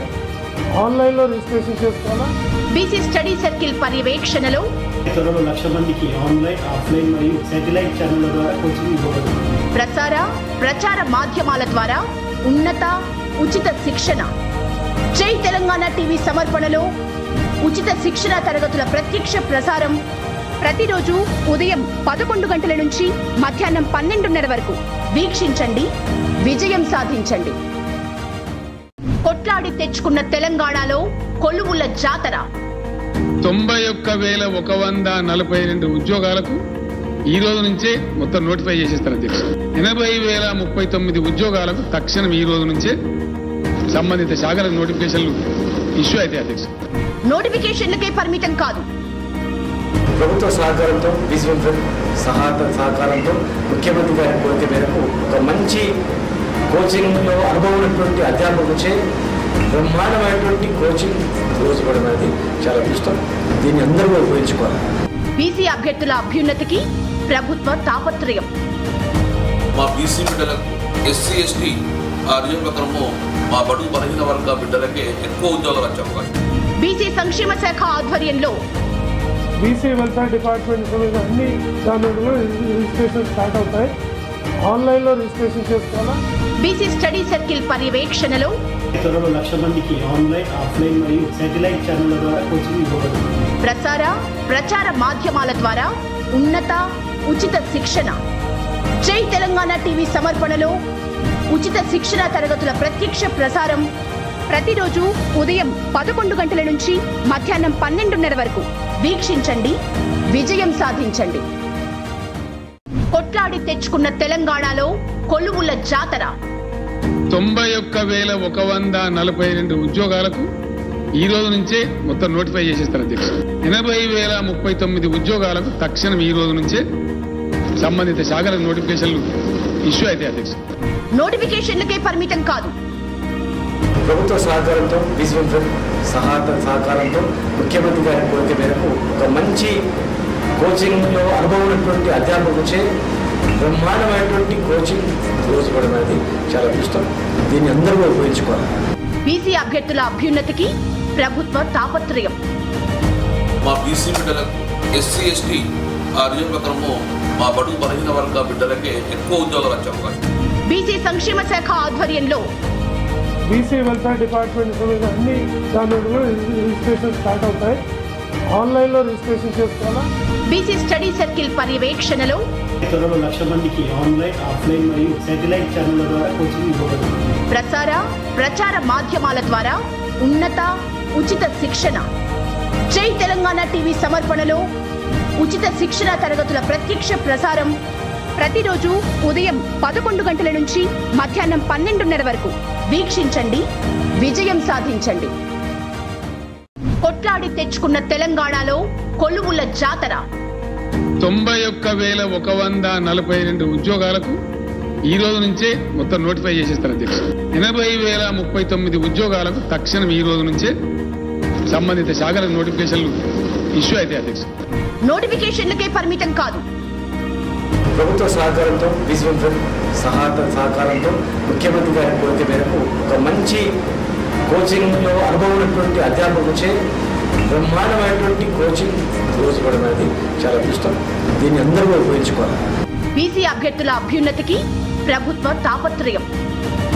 మా బీసీ బిడ్డలకు ఎస్సీ ఎస్టీ ఆ రిజర్వ్ ప్రకారము మా బడుగు బలహీన వర్గ బిడ్డలకే ఎక్కువ ఉద్యోగాలు వచ్చే అవకాశం. బీసీ సంక్షేమ శాఖ ఆధ్వర్యంలో బీసీ వెల్ఫేర్ డిపార్ట్మెంట్ సంబంధించిన అన్ని దాని కూడా రిజిస్ట్రేషన్ స్టార్ట్ అవుతాయి. ఆన్లైన్లో రిజిస్ట్రేషన్ చేసుకోవాలా. బీసీ స్టడీ సర్కిల్ పర్యవేక్షణలో త్వరలో 1,00,000 మందికి ఆన్లైన్, ఆఫ్లైన్ మరియు శాటిలైట్ ఛానళ్ల ద్వారా కోచింగ్ ఇవ్వబడుతుంది. ప్రచార మాధ్యమాల ద్వారా ఉన్నత ఉచిత శిక్షణ. జై తెలంగాణ టీవీ సమర్పణలో ఉచిత శిక్షణ తరగతుల ప్రత్యక్ష ప్రసారం ప్రతిరోజు ఉదయం 11 గంటల నుంచి మధ్యాహ్నం 12:30 వరకు వీక్షించండి, విజయం సాధించండి. కొట్లాడి తెచ్చుకున్న తెలంగాణలో కొలువుల జాతర. 91,142 ఉద్యోగాలకు ఈ రోజు నుంచే మొత్తం నోటిఫై చేసేస్తారు అధ్యక్ష. 80,039 ఉద్యోగాలకు తక్షణం ఈ రోజు నుంచే సంబంధిత శాఖలకు నోటిఫికేషన్లు ఇష్యూ అయితే అధ్యక్ష. నోటిఫికేషన్లకే పరిమితం కాదు, ప్రభుత్వ సహకారంతో బీసీ వెల్ఫేర్ సహకారంతో ముఖ్యమంత్రి గారి కోరిక మేరకు ఒక మంచి కోచింగ్లో అనుభవం ఉన్నటువంటి అధ్యాపకులచే బ్రహ్మాండమైనటువంటి కోచింగ్ రోజు ఇవ్వడం అనేది చాలా ఇష్టం. దీన్ని అందరూ ఉపయోగించుకోవాలి. బీసీ అభ్యర్థుల అభ్యున్నతికి ప్రభుత్వ తాపత్రయం. మా బీసీ బిడ్డలకు ఎస్సీ ఎస్టీ ఆ రిజర్వ్ ప్రకారము మా బడుగు బలహీన వర్గ బిడ్డలకే ఎక్కువ ఉద్యోగాలు వచ్చే అవకాశం. బీసీ సంక్షేమ శాఖ ఆధ్వర్యంలో బీసీ వెల్ఫేర్ డిపార్ట్మెంట్ సంబంధించిన అన్ని దాని కూడా రిజిస్ట్రేషన్ స్టార్ట్ అవుతాయి. ఆన్లైన్లో రిజిస్ట్రేషన్ చేసుకోవాలా. బీసీ స్టడీ సర్కిల్ పర్యవేక్షణలో త్వరలో 1,00,000 మందికి ఆన్లైన్, ఆఫ్లైన్ మరియు శాటిలైట్ ఛానళ్ల ద్వారా కోచింగ్ ఇవ్వబడుతుంది. ప్రచార మాధ్యమాల ద్వారా ఉన్నత ఉచిత శిక్షణ. జై తెలంగాణ టీవీ సమర్పణలో ఉచిత శిక్షణ తరగతుల ప్రత్యక్ష ప్రసారం ప్రతిరోజు ఉదయం 11 గంటల నుంచి మధ్యాహ్నం 12:30 వరకు వీక్షించండి, విజయం సాధించండి. కొట్లాడి తెచ్చుకున్న తెలంగాణలో కొలువుల జాతర. 91,142 ఉద్యోగాలకు ఈ రోజు నుంచే మొత్తం నోటిఫై చేసేస్తారు అధ్యక్ష. 80,039 ఉద్యోగాలకు తక్షణం ఈ రోజు నుంచే సంబంధిత శాఖలకు నోటిఫికేషన్లు ఇష్యూ అయితే అధ్యక్ష. నోటిఫికేషన్లకే పరిమితం కాదు, ప్రభుత్వ సహకారంతో విజువల్ ఫ్రంట్ సహకారంతో ముఖ్యమంత్రి గారి కోరిక మేరకు ఒక మంచి కోచింగ్లో అనుభవం ఉన్నటువంటి అధ్యాపకులచే బ్రహ్మాండమైనటువంటి కోచింగ్ రోజు ఇవ్వడం అనేది చాలా ఇష్టం. దీన్ని అందరూ ఉపయోగించుకోవాలి. బీసీ అభ్యర్థుల అభ్యున్నతికి ప్రభుత్వ తాపత్రయం. మా బీసీ బిడ్డలకు ఎస్సీ ఎస్టీ ఆ రిజర్వ్ ప్రకారము మా బడుగు బలహీన వర్గ బిడ్డలకే ఎక్కువ ఉద్యోగాలు వచ్చే అవకాశం. బీసీ సంక్షేమ శాఖ ఆధ్వర్యంలో బీసీ వెల్ఫేర్ డిపార్ట్మెంట్ సంబంధించిన అన్ని దాని కూడా రిజిస్ట్రేషన్ స్టార్ట్ అవుతాయి. ఆన్లైన్లో రిజిస్ట్రేషన్ చేసుకోవాలా. బీసీ స్టడీ సర్కిల్ పర్యవేక్షణలో త్వరలో 1,00,000 మందికి ఆన్లైన్, ఆఫ్లైన్ మరియు శాటిలైట్ ఛానళ్ల ద్వారా కోచింగ్ ఇవ్వబడుతుంది. ప్రచార మాధ్యమాల ద్వారా ఉన్నత ఉచిత శిక్షణ. జై తెలంగాణ టీవీ సమర్పణలో ఉచిత శిక్షణ తరగతుల ప్రత్యక్ష ప్రసారం ప్రతిరోజు ఉదయం 11 గంటల నుంచి మధ్యాహ్నం 12:30 వరకు వీక్షించండి, విజయం సాధించండి. కొట్లాడి తెచ్చుకున్న తెలంగాణలో కొలువుల జాతర. 91,142 ఉద్యోగాలకు ఈ రోజు నుంచే మొత్తం నోటిఫై చేసేస్తారు అధ్యక్ష. 80,039 ఉద్యోగాలకు తక్షణం ఈ రోజు నుంచే సంబంధిత శాఖలకు నోటిఫికేషన్లు ఇష్యూ అయితే అధ్యక్ష. నోటిఫికేషన్లకే పరిమితం కాదు, ప్రభుత్వ సహకారంతో విజువల్ ఫ్రంట్ సహకారంతో ముఖ్యమంత్రి గారి కోరిక మేరకు ఒక మంచి కోచింగ్లో అనుభవం ఉన్నటువంటి అధ్యాపకులచే బ్రహ్మాండమైనటువంటి కోచింగ్ రోజు ఇవ్వడం అనేది చాలా ఇష్టం. దీన్ని అందరూ ఉపయోగించుకోవాలి. బీసీ అభ్యర్థుల అభ్యున్నతికి ప్రభుత్వ తాపత్రయం. మా బీసీ బిడ్డలకు ఎస్సీ ఎస్టీ ఆ రిజర్వ్ ప్రకారము మా బడుగు బలహీన వర్గ బిడ్డలకే ఎక్కువ ఉద్యోగాలు వచ్చే అవకాశం. బీసీ సంక్షేమ శాఖ ఆధ్వర్యంలో బీసీ వెల్ఫేర్ డిపార్ట్మెంట్ సంబంధించిన అన్ని దాని కూడా రిజిస్ట్రేషన్ స్టార్ట్ అవుతాయి. ఆన్లైన్లో రిజిస్ట్రేషన్ చేసుకోవాలా. బీసీ స్టడీ సర్కిల్ పర్యవేక్షణలో త్వరలో 1,00,000 మందికి ఆన్లైన్, ఆఫ్లైన్ మరియు శాటిలైట్ ఛానళ్ల ద్వారా కోచింగ్ ఇవ్వబడుతుంది. ప్రచార మాధ్యమాల ద్వారా ఉన్నత ఉచిత శిక్షణ. జై తెలంగాణ టీవీ సమర్పణలో ఉచిత శిక్షణ తరగతుల ప్రత్యక్ష ప్రసారం ప్రతిరోజు ఉదయం 11 గంటల నుంచి మధ్యాహ్నం 12:30 వరకు వీక్షించండి, విజయం సాధించండి. కొట్లాడి తెచ్చుకున్న తెలంగాణలో కొలువుల జాతర. 91,142 ఉద్యోగాలకు ఈ రోజు నుంచే మొత్తం నోటిఫై చేసేస్తారు అధ్యక్ష. 80,039 ఉద్యోగాలకు తక్షణం ఈ రోజు నుంచే సంబంధిత శాఖలకు నోటిఫికేషన్లు ఇష్యూ అయితే అధ్యక్ష. నోటిఫికేషన్లకే పరిమితం కాదు, ప్రభుత్వ సహకారంతో విజువల్ ఫ్రంట్ సహకారంతో ముఖ్యమంత్రి గారి కోరిక మేరకు ఒక మంచి కోచింగ్లో అనుభవం ఉన్నటువంటి అధ్యాపకులచే బ్రహ్మాండమైనటువంటి కోచింగ్ రోజు ఇవ్వడం అనేది చాలా ఇష్టం. దీన్ని అందరూ ఉపయోగించుకోవాలి. బీసీ అభ్యర్థుల అభ్యున్నతికి ప్రభుత్వ తాపత్రయం. మా బీసీ బిడ్డలకు ఎస్సీ ఎస్టీ ఆ రిజర్వ్ ప్రకారము మా బడుగు బలహీన వర్గ బిడ్డలకే ఎక్కువ ఉద్యోగాలు వచ్చే అవకాశం. బీసీ సంక్షేమ శాఖ ఆధ్వర్యంలో బీసీ వెల్ఫేర్ డిపార్ట్మెంట్ సంబంధించిన అన్ని దాని కూడా రిజిస్ట్రేషన్ స్టార్ట్ అవుతాయి. ఆన్లైన్లో రిజిస్ట్రేషన్ చేసుకోవాలా. బీసీ స్టడీ సర్కిల్ పర్యవేక్షణలో త్వరలో 1,00,000 మందికి ఆన్లైన్, ఆఫ్లైన్ మరియు శాటిలైట్ ఛానళ్ల ద్వారా కోచింగ్ ఇవ్వబడుతుంది. ప్రచార మాధ్యమాల ద్వారా ఉన్నత ఉచిత శిక్షణ. జై తెలంగాణ టీవీ సమర్పణలో ఉచిత శిక్షణ తరగతుల ప్రత్యక్ష ప్రసారం ప్రతిరోజు ఉదయం 11 గంటల నుంచి మధ్యాహ్నం 12:30 వరకు వీక్షించండి, విజయం సాధించండి. కొట్లాడి తెచ్చుకున్న తెలంగాణలో వెల్కమ్ బ్యాక్. సో మనం అనేక రకాల ఉద్యమాల గురించి డిస్కస్ చేసాం. ఇక చివరి ఒక ఉద్యమం ఉందండి. ఆ ఉద్యమం చేస్తే ఈ చాప్టర్ కంప్లీట్ అవుతుంది. సో దీని తర్వాత మనం నెక్స్ట్ చాప్టర్కి వెళ్దాం. సో తెలంగాణలో ఈ చైతన్య ఉద్యమాల యొక్క ప్రభావం భారతదేశంలో అన్ని ప్రాంతాల్లో పడిందండి. ఇప్పుడు నేను ఉద్యమాన్ని డిస్కస్ చేయబోతున్నాను. ఆది హిందూ ఉద్యమం. ఇది 20వ శతాబ్దంలో ప్రారంభమయ్యి భారతదేశం అంతటా వ్యాపించిన ఒక దళిత ఉద్యమం ఏంటంటే ఆది హిందూ ఉద్యమంగా చెప్పుకోవచ్చు. యాక్చువల్లీ ఆది హిందూ ఉద్యమం అనేది దళితులు తీసుకొచ్చినటువంటి ఉద్యమం. ఎవరి దళితులు. భారతదేశంలో దళితుల యొక్క వాదన ఏంటంటే మేమే అసలైనటువంటి హిందువులం, అందుకనే మేము ఆది హిందువులం అని చెప్పుకున్నారు దళితులు. అందులో ఉద్యమం పేరు కూడా ఆది హిందూ.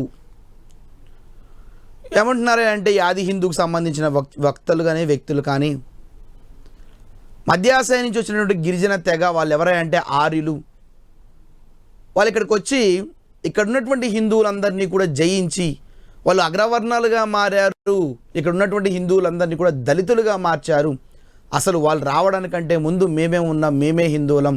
అటువంటి వ్యక్తులు మమ్మల్ని ఈరోజు అస్పృశ్యతకు, అంటరాంతనానికి, అన్టచబుల్ సిస్టానికి తీసుకొచ్చారు, దళితులని ముద్ర వేశారని చెప్పేసి వీళ్ళ యొక్క వాదన. అన్ని రకాలుగా వీళ్ళని వివక్షత చూపడం, బ్రాహ్మణ, క్షత్రియ, వైశ్య ఒక వర్గంగా చూడడం, శూద్రులు పంచములుగా, చండారులుగా, నీచాతి నీచంగా చూడడం వీళ్ళని. ఎవరిని అంటే శూద్రులను, వాళ్ళనే దళితులు. దళిత్ అంటే ముక్కలు ముక్కలుగా విడగొట్టబడిందని అర్థం అండి. మరి ఎందుకు చేస్తారు ఇట్లా? దళితుల యొక్క విధానం ఏంటంటే వాళ్ళకి జరిగిన బట్టి అవమానాలకు వ్యతిరేకంగా, వాళ్ళ సమాజంలో జరుగుతున్నటువంటి అసమానాలకు వ్యతిరేకంగా వాళ్ళు ఉద్యమాన్ని తీసుకొచ్చారు. ఉద్యమం యొక్క ప్రధాన కారణం ఏంటంటే దళితులందరూ కూడా ఏకం కావాలి, ఈ ఉద్యమానికి పిలుపునిచ్చారు. అదే ఆది హిందూ ఉద్యమం. ఏం చెప్తుంది ఆది హిందూ ఉద్యమం అంటే, ఆది హిందూ ఉద్యమం అందరం కూడా హిందువులమే, మేమే తొలి హిందూ, అందుకనే మేమే ఆది హిందువులం అని చెప్పేసి చెప్పుకుంటున్నారు. దేవాలయాలకు రావట్లేదు, వీళ్ళని చాలా నీచాతి నీచంగా చూడనిస్తున్నారు. సహపంక్తి భోజనాలు కలిసి కూర్చొనివ్వట్లేదు. పెళ్ళిళ్ళకి వెళ్ళినా లేదా ఫంక్షన్కి వెళ్ళినా వీళ్ళందరికీ ప్రత్యేకంగా ఒక దూరంగా వీళ్ళని అంటరాని వారిగా చూడడం. గ్రామంలో రెడ్డి, రాజు రకరకాల వాళ్ళు ఉంటే వాళ్ళతో పాటు కలిసి నివసించే స్థాయి కూడా లేకపోవడం. ఎందుకంటే వీళ్ళందరికీ దళితులను పిలిపెట్టి దళిత వాడలు అనే కాన్సెప్ట్ని తీసుకొచ్చి ఎక్కడో ఊరికి దూరారన వీళ్ళందరినీ బ్రతికేలా చేయడం. సో ఇవన్నీ దళిత ఉద్యమానికి ప్రధాన కారణాలని చెప్పుకోవచ్చు. సో దళిత ఉద్యమంలో అనేక రకాలైనటువంటి విధానాలు ఉన్నప్పటికీ కూడా మనం ఎక్కడి నుంచి చూస్తున్నాం, మనుస్మృతి దగ్గర నుంచి వాటి వరకు కూడా దళిత ఉద్యమాల గురించి తీసుకొచ్చాం. అందుకని డాక్టర్ బిఆర్ అంబేద్కర్ ఎన్ని ఇబ్బందులు పడ్డా కానీ ఈరోజు ఒక భారత రాజ్యాంగంలో ఒక ప్రముఖ స్థానాన్ని సంపాదించుకున్న వ్యక్తి ఎవరంటే డాక్టర్ బిఆర్ అంబేద్కర్. ప్రత్యేక రిజర్వేషన్లు కావాలి, మాకు నియోజకవర్గాల్లో రిజర్వేషన్లు కావాలి, విద్య, వైద్యం అనేక రంగాల్లో రిజర్వేషన్ కావాలి, మమ్మల్ని తొక్కుతున్నారు, మమ్మల్ని మానవులుగా చూడట్లేదు, మనుషులుగా చూడట్లేదు అని చెప్పేసి అనేక మంది వక్తలు దీంట్లో పాల్గొన్నారు. అయితే ఆది హిందూ ఉద్యమంలో పాల్గొన్న ఒక వ్యక్తి గురించి డిస్కస్ చేద్దాం. ఈ ఉద్యమాన్ని ప్రారంభించిన వ్యక్తి ఎవరంటే భాగ్యరెడ్డి వర్మ. సో మీరు దళిత అంటున్నారు, అక్కడ పేరేమో భాగ్యరెడ్డి వర్మ ఉంది. రెడ్డి, దళితులు అతన్ని ముద్దుగా రెడ్డి అని పిలుచుకున్నారు. అతను కూడా మాల కులానికి సంబంధించినటువంటి దళితుడే. సో భాగ్యరెడ్డి వర్మ అసలు పేరు బాగయ్య.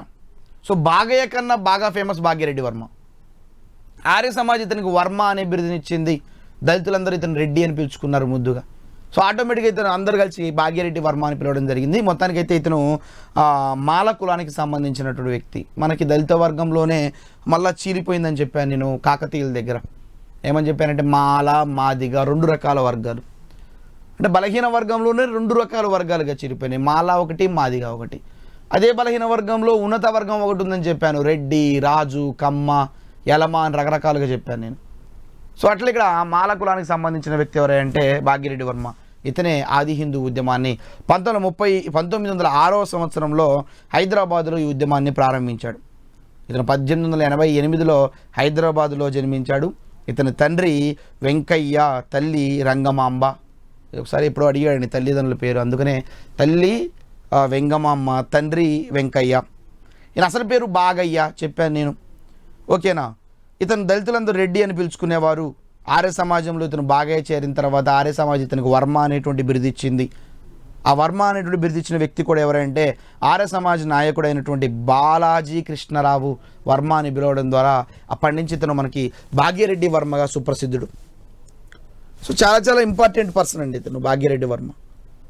సో భాగ్యరెడ్డి వర్మ ఆది హిందూ ఉద్యమాన్ని స్థాపించిన తర్వాత 20వ శతాబ్దంలో భారతదేశం అంతటా వ్యాపించింది ఈ దళిత ఉద్యమం.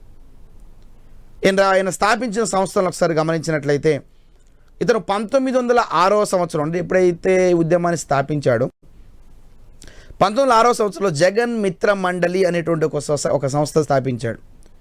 దీని పేరునే 1911వ సంవత్సరంలో మన్యా సంఘంగా పేరు మార్చడం జరిగింది. 1913లో దీని పేరును ఆది హిందూ సోషల్ సర్వీస్ లీగ్గా మార్చడం జరిగింది. ఆది హిందూ జగన్ మిత్ర మండలియే 1913లో ఆది హిందూ సోషల్ సర్వీస్ లీగ్గా మార్చడం జరిగింది. ఇతను చేసినటువంటి ఈ సంస్కరణలు లేదా స్థాపించిన సంస్థలు ఒకసారి గమనించినట్లయితే ఇతను 1925వ సంవత్సరంలో స్వచ్ఛంద ఆరోగ్య సేవాదళం అనేటువంటి ఒక సొసైటీని స్థాపించాడు. దేవదాసి నిర్మూలనకి అనేక రకాలైనటువంటి ఒక సంఘాన్ని ఏర్పాటు చేశాడు. అందుకే దేవదాసి నిర్మూలన సంఘాన్ని ఏర్పాటు చేశాడు భాగ్యరెడ్డి వర్మ. ఆనాటి కాలంలో మతపరమైన వ్యభిచారం ఏదైనా జరుగుతుంది అంటే అది దేవదాసి వ్యవస్థనండి. మీకు సోషియాలజీలో వస్తుంది జోగిని దేవదాసి వ్యవస్థ. అన్యం పుణ్యం తెలియనటువంటి ఒక ఆడపిల్లని గ్రామ దేవతకి లేదా ఊళ్ళో ఉండేటువంటి ఒక దేవాలయానికి ఇచ్చి పెళ్లి చేసే ఆ విధానాన్ని దేవదాసి లేదా జోగిని వ్యవస్థ అంటారు. ఆమె ఏం చేస్తూ ఉండాలి, ఎప్పుడు ఆ గుడి దగ్గరే ఉండాలి, ఆ గుడిని శుభ్రం చేస్తూ ఉండాలి, ఎవరైనా రాజులు చనిపోతే ఆ శవయాత్రల ముందు నాట్యం చేస్తూ ఉండాలి, భిక్షాటం చేస్తూ ఉండాలి, మాంసం తినకూడదు. ఇవన్నీ కండిషన్స్ పెట్టి ఒక ఆడపిల్లని ఆ గుడికి ఇచ్చి పెళ్లి చేస్తారు. దేవదాసి, దేవుడికి దాసిగా చేయడం. సో దాన్ని నిర్మూలన చేయడానికి ఇది మీకు దేవదాసి గురించి సోషియాలజీలో చాలాసేపు ఉంటుందండి. ఒక గంటన్నర పాటు దేవదాసి జోగిని వ్యవస్థ గురించి ఎలాబొరేట్గా సోషియాలజీలో ఉంటుంది. రైట్ అండి. సో కాబట్టి దేవదాసి నిర్మూలన సంఘాన్ని ఇతను ఏర్పాటు చేశాడు. 1910 నుండి 1933 మధ్యలో దళితుల కోసం ఇంత ప్రత్యేకంగా 26 పాఠశాలను స్థాపించాడు. Most important.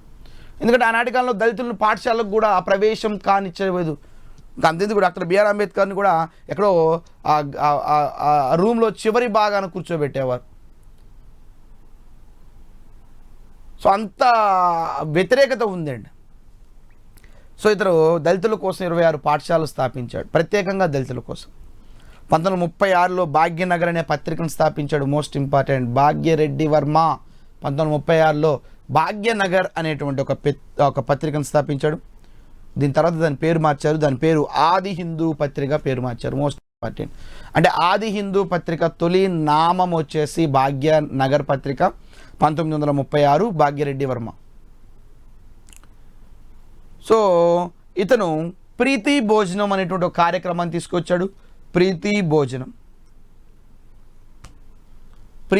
భోజనం కార్యక్రమం ఏం లేదండి, సహపంక్తి భోజనాలని ఏమని పిలుస్తారంటే ప్రీతి భోజనం అనే పేరుతో ఆ కార్యక్రమంతో ఇతను స్థాపించడం జరిగింది. ఎందుకంటే ఆనాటి కాలంలో అందరూ కలిసి తినేటువంటి కార్యక్రమాలు లేవు. ఇప్పుడు సమైక్యతను సమానత్వాన్ని తీసుకురావాలంటే అందరూ సమానమనే భావాన్ని నువ్వు తీసుకురావాలి. అందరూ సమానమైన భావాన్ని తీసుకురావాలంటే ముందు తినే దగ్గర ఆ వ్యక్తిని దూరంగా కూర్చోబెట్టి ఆ వ్యక్తిని ఒక రకంగా చూస్తున్నారు. అలా ఏమీ లేదు, అందరం కూడా కలిసి భోజనం చేయాలి. సహపంక్తి భోజనాలు, కమ్యూనిటీ డైనింగ్ హాల్స్ అంటారు. సో అందరం కలిసి కూర్చొని తినాలి. దాన్ని మనం ప్రీతి భోజనం అనే పేరుతో ఇతను సహపంక్తి భోజనాలు తీసుకొచ్చాడు. మీకు సిక్కు మతంలో ఉంటుందండి, గురుకా లంగర్ అనే పేరుతో గురునానక్ ఈ విధానాన్ని తీసుకొచ్చాడు. అక్కడ కూడా ఇది సేమ్ కాన్సెప్ట్. 1917లో విజయవాడలో జరిగినటువంటి పంచమహాసభకు ఇతను అధ్యక్షత వహించాడు. సో విజయవాడలో జరిగినటువంటి పంచమహాసభ 1917లో జరిగినటువంటి ఈ పంచమహాసభకు ఇతను అధ్యక్షుడు వహించాడు. ఈ సమావేశంలో ఈ దళితుల్ని పంచములు అనే బదులు ఆది హిందూ అనే పదాన్ని వాడాలని ఇతను నిర్ణయించాడు. Most important. భాగ్యరెడ్డి వర్మ ఏం చెప్తున్నాడంటే ఇతను పంచములను పిలవద్దు,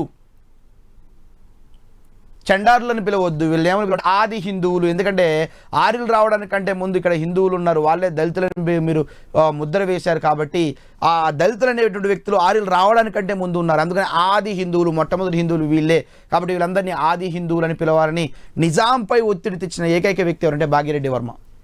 చిట్ట చివరి నిజాం కూడా దళితుల్ని ఆది హిందూ అనే పదాన్ని వాడాలని ఆదేశాలు జారీ చేశాడు.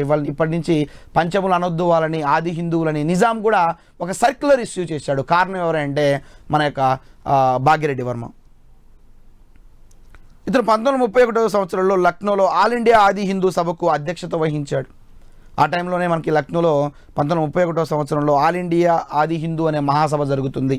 అంటే భారతదేశం మొత్తం హిందువులందరూ ఆ సభకు హాజరు కావడం, దళితులంతా. దానికి అధ్యక్షుడిగా ఇతను భాగ్యరెడ్డి వర్మ ఉన్నాడని మనం చెప్పుకోవచ్చు. రైట్ అండి. నెక్స్ట్ ఇకపోతే ఇతనికి 2 రకాల బిరుదులు ఇవ్వబడ్డాయి. బిరుదులు చాలా ఇంపార్టెంట్. ఒకటి సంగమాన్య మరియు శివశ్రేష్ఠి. ఇప్పుడు సంగమాన్య శివశ్రేష్ఠి బిరుదులతో పాటు వర్మ అనేది కూడా బిరుదేనండి. బాలాజీ కృష్ణారావు ఆర్య సమాజ్ నాయకుడు ఇచ్చాడు. అంటే ఆ విషయాన్ని మీరు గమనించాల్సి ఉంటుంది. ఇది భాగ్యరెడ్డి వర్మకు సంబంధించినటువంటి విషయంగా మనం చెప్పుకోవచ్చు. ఓకేనా. అయితే ఈ ఆది హిందూ ఉద్యమంలో భాగ్యరెడ్డి వర్మతో పాటు ఆది హిందూ ఉద్యమంలో భాగ్యరెడ్డి వర్మతో పాటు పాల్గొన్నటువంటి ఒక 3 నాయకుల గురించి డిస్కస్ చేద్దాం. ఒక అతను ఎవరంటే బిఎస్ వెంకట్రావు. Most important. ఇతన్ని హైదరాబాద్ అంబేద్కర్ అని పిలుస్తారు. ప్రీవియస్లో చాలాసార్లు అడిగిన ప్రశ్న ఇది. ఇతను ఆది ద్రావిడ సంఘాన్ని 1922వ సంవత్సరంలో ఏర్పాటు చేశాడు. ఆది ద్రావిడ మీకు ఫస్ట్ కానీ చెప్పుకుంటూ వస్తూనే వస్తున్నా. ఉత్తర భారతదేశంలో ఆర్యులు, దక్షిణ భారతదేశంలో ద్రావిడ సంస్కృతి ఉంటుంది, ద్రావిడులను పిలుస్తారు. ఇతను 1922వ సంవత్సరంలో ద్రావిడ సంఘాన్ని స్థాపించాడు. 1936లో అంబేద్కర్ యువజన సంఘాన్ని స్థాపించాడు. అంబేద్కర్ యువజన సంఘం పేరుతో 1936లో ఒక సొసైటీని స్థాపించాడు. Most important. ఇతను ఎందుకు ఇంపార్టెంట్ అంటే 1947లో నిజాం మంత్రిత్వ శాఖలో ఇతను విద్యాశాఖ మంత్రిగా పనిచేశాడు. అంటే నిజాం దగ్గర విద్యాశాఖ మంత్రిగా పనిచేసి నిజాం ఇతనికి ఒక బిరుదు కూడా ఇచ్చాడు. ఆ బిరుదు ఏం పేరంటే ఖుస్రు ఈ ఆలీం అనేటువంటి బిరుదాన్ని కూడా ఇచ్చాడు. ఖుస్రు ఈ ఆలీం అనే బిరుదాన్ని ఇచ్చాడు. అందుకని ఇతన్ని హైదరాబాద్ అంబేద్కర్ అని పిలుస్తారు. Most important. బిఎస్ వెంకట్రావు. హైదరాబాద్ అంబేద్కర్గా క్రింది వ్యక్తిని ఎవరు పిలుస్తారు? బిఎస్ వెంకట్రావు. ఆప్షన్లో మిమ్మల్ని కన్ఫ్యూజ్ చేయడానికి భాగ్యరెడ్డి వర్మ పేరు కూడా ఇస్తాడు. భాగ్యరెడ్డి వర్మని తీసుకురావద్దు, బిఎస్ వెంకట్రావుని మాత్రమే తీసుకురావాల్సి ఉంటుంది. ఇది బిఎస్ వెంకట్రావుకి సంబంధించినటువంటి విషయం. నెక్స్ట్ ఇకపోతే Ariga Ramaswamy. Most important. One of the person. Ariga Ramaswamy ఇతను సునీత బాల సమాజం మరియు ఆది హిందూ జాతీయోన్నత సభ అనే 2 సంస్థలను స్థాపించాడు. ఇతను మాదిగ కులం కోసం, వాళ్ళ సంక్షేమం కోసం అరుణాదిత్య మహాసభను కూడా స్థాపించాడు. ఇప్పుడు మనం ఏ విధంగా అయితే మాదిగులకు ప్రత్యేకంగా ఒక సంస్థలు, మాదిగ కులం కోసం ప్రత్యేకమైనటువంటి ఒక సంస్థను స్థాపించాడు. దాని పేరు అరుణాదిత్య మహాసభ అనేటువంటి ఒక సభను కూడా స్థాపించడం జరిగింది. ఇది మనకు ఉండేటువంటి అరిగ రామస్వామికి సంబంధించినటువంటి విషయం. ఇకపోతే ఇతని తర్వాత మనకి ఇంకొక వ్యక్తి ఎవరంటే ఎంఎల్ ఆదయ్య అనేటువంటి ఇంకొక ఉద్యమ నాయకుడిని డిస్కస్ చేద్దాం. ఈయన దళిత భీష్మ అని పిలుస్తారు. Most important. ఇప్పుడు బిఎస్ వెంకట్రావుని అంబేద్కర్, హైదరాబాద్ అంబేద్కర్ అని ఎలా పిలుస్తున్నారో ఇతను కూడా దళిత భీష్మ అనేటువంటి బిరుదు పొందినటువంటి వ్యక్తి ఎవరంటే ఎంఎల్ ఆదయ్య. ఇతను ఆది హిందూ గ్రంథాలయాన్ని స్థాపించాడు. ఒక గ్రంథాలయాన్ని స్థాపించాడు. దానికి ఆది హిందూ అని పేరు పెట్టాడు. దళితుల కోసం విలియం బోర్డర్ పాఠశాలను కూడా స్థాపించాడు.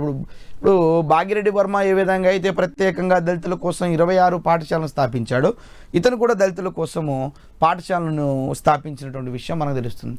సో ఓవరాల్గా ఇది ఆది హిందూ ఉద్యమానికి సంబంధించినటువంటి విషయంగా మనం చేసుకోవచ్చు అనమాట. ఇది ఆది హిందూ ఉద్యమానికి సంబంధించినటువంటి విషయం. సో దీంట్లో మనకి దీంట్లో 3వ యూనిట్ని కంప్లీట్ చేసుకోవడం జరిగింది. సో ఓవరాల్గా ఒకసారి 3వ యూనిట్ని ఒకసారి గమనించినట్లయితే నిజాం కాలంలో లేదా నిజాం ఉండేటువంటి మనకి ఈ టైంలో సామాజిక సాంస్కృతిక ఉద్యమాల్లో మొట్టమొదటి ఉద్యమం గ్రంథాలయ ఉద్యమాన్ని డిస్కస్ చేసాం. తర్వాత ఆర్య సమాజ్, బ్రహ్మ సమాజ్, హైదరాబాద్ స్టేట్ కాంగ్రెస్, హైదరాబాద్ కౌన్సిల్, ఓకేనా, అనేక రకాలైనటువంటి ఆంధ్ర మహాసభలు, ఆంధ్ర మహాసభ కంటే పూర్వనామము ఆంధ్ర జన కేంద్ర సంఘము, ఆంధ్ర జన కేంద్ర సంఘం కంటే పూర్వనామము ఆంధ్ర జన సంఘము. సో దాంట్లో మనకి అధ్యక్షుడు మరియు మహిళా అధ్యక్షురాలు చాలా ఇంపార్టెంట్. రావి నారాయణ రెడ్డి గురించి ప్రశ్న అడిగే అవకాశం ఉంది. అది చాలా చాలా ఇంపార్టెంట్ అండి. సో ఇది ఓవరాల్గా మనకు ఉండేటువంటి ఈ 4th ఈ యూనిట్ ఉండేటువంటి చైతన్య ఉద్యమాలు. ఓకేనా. సో దీని తర్వాత మనము ఇంకొక చాప్టర్లోకి వెళ్తాం. మోస్ట్ ఇంపార్టెంట్ చాప్టర్ ఏంటంటే తెలంగాణ సాయుధ పోరాటము. ఇంకొక చాప్టర్లోకి రావడం జరిగింది.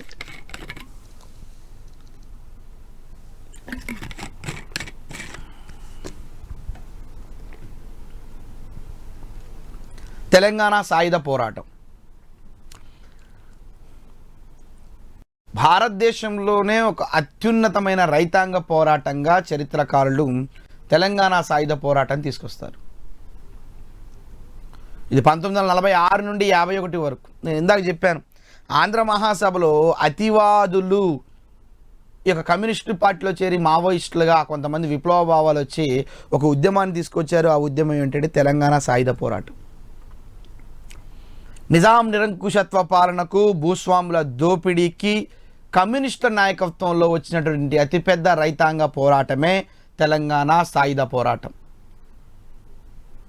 భూస్వాములు విపరీతమైనటువంటి నిరంకుశత్వ పాలన, నిజాం నిరంకుశత్వ పాలన, జమీందారు, దేశ్ముఖ్లు, దేశపాండేలు స్థానిక రైతులని రక్తాన్ని పీల్చుకునేటువంటి సిచ్యువేషన్ ఆ కాలంలో జరుగుతుంది.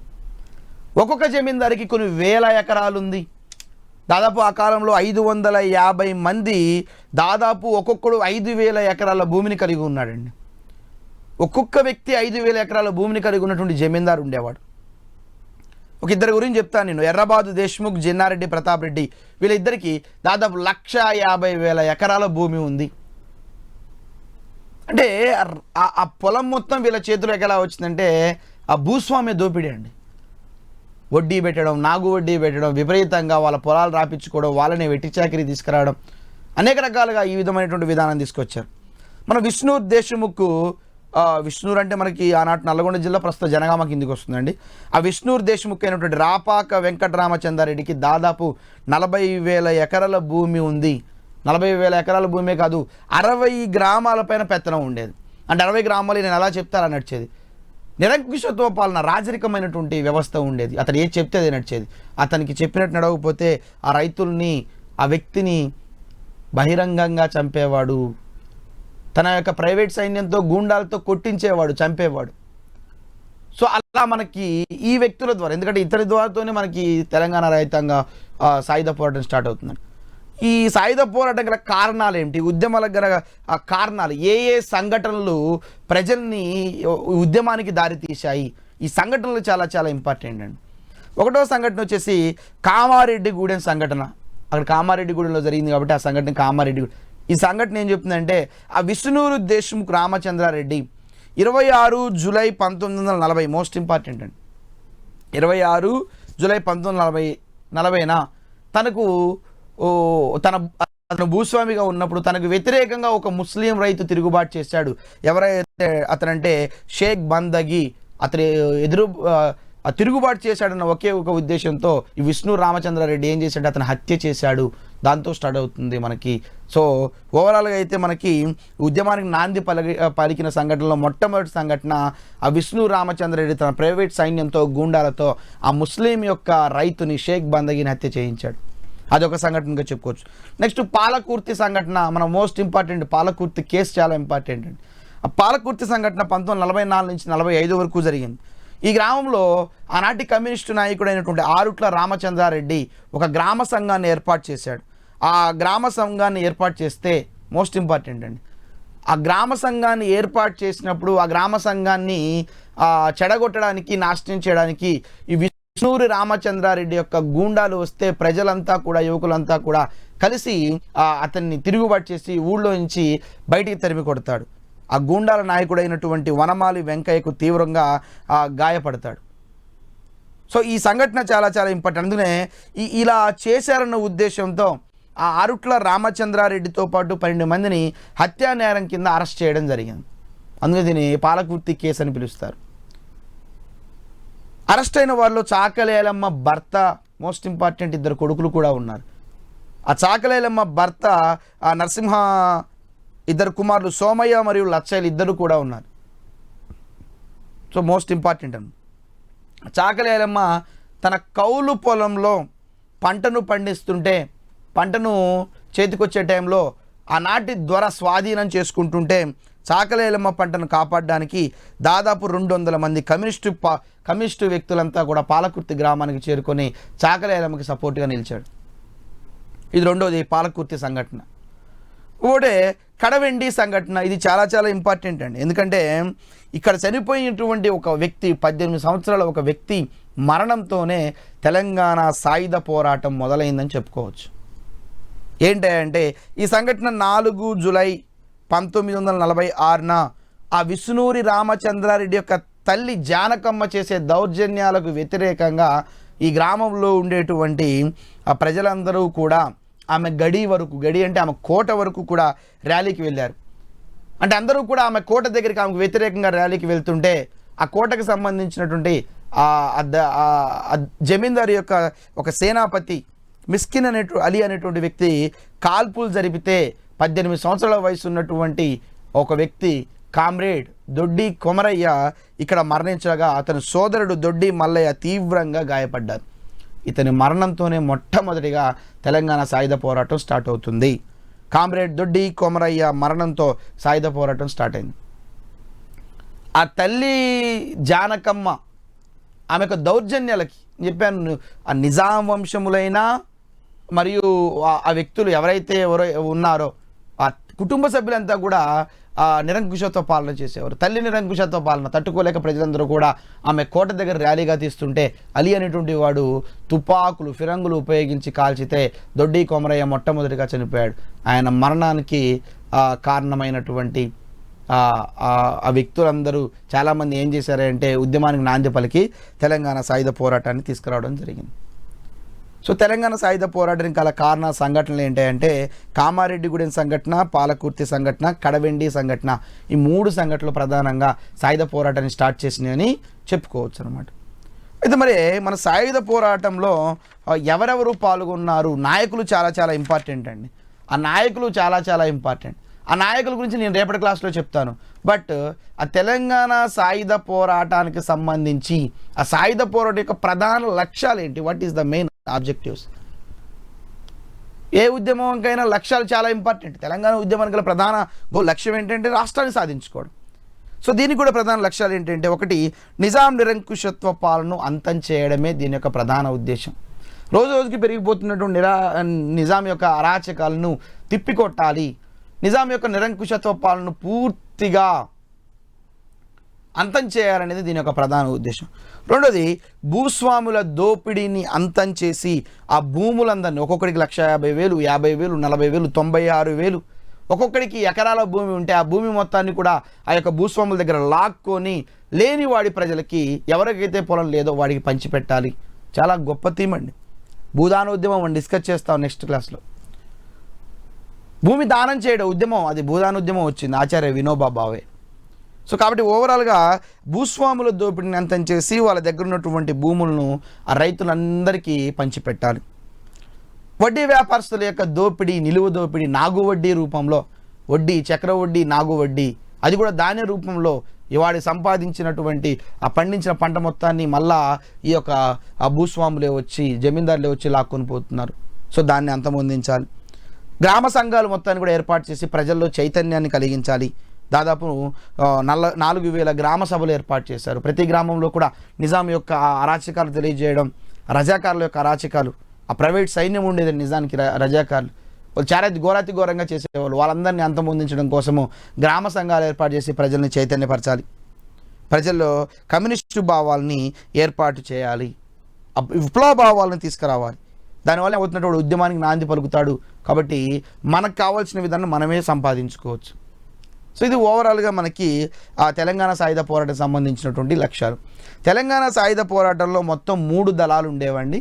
ఆ దళాలు తెలంగాణ సాయుధ పోరాటంలో ఉండేటువంటి ప్రధానమైన నాయకుల గురించి నేను రేపటి క్లాస్లో డిస్కస్ చేద్దాను. ఓకేనా? సో మనం ఇవాళ క్లాస్లో కేవలం తెలంగాణ సాయుధ పోరాట లక్ష్యాలు, ఆంధ్ర మహాసభ, చైతన్య ఉద్యమం గురించి డిస్కస్ చేసాం. తిరిగి రేపటి క్లాస్లో మిగిలిన చాప్టర్ని కంప్లీట్ చేద్దాం. అంతవరకు సెలవు. నమస్కారం.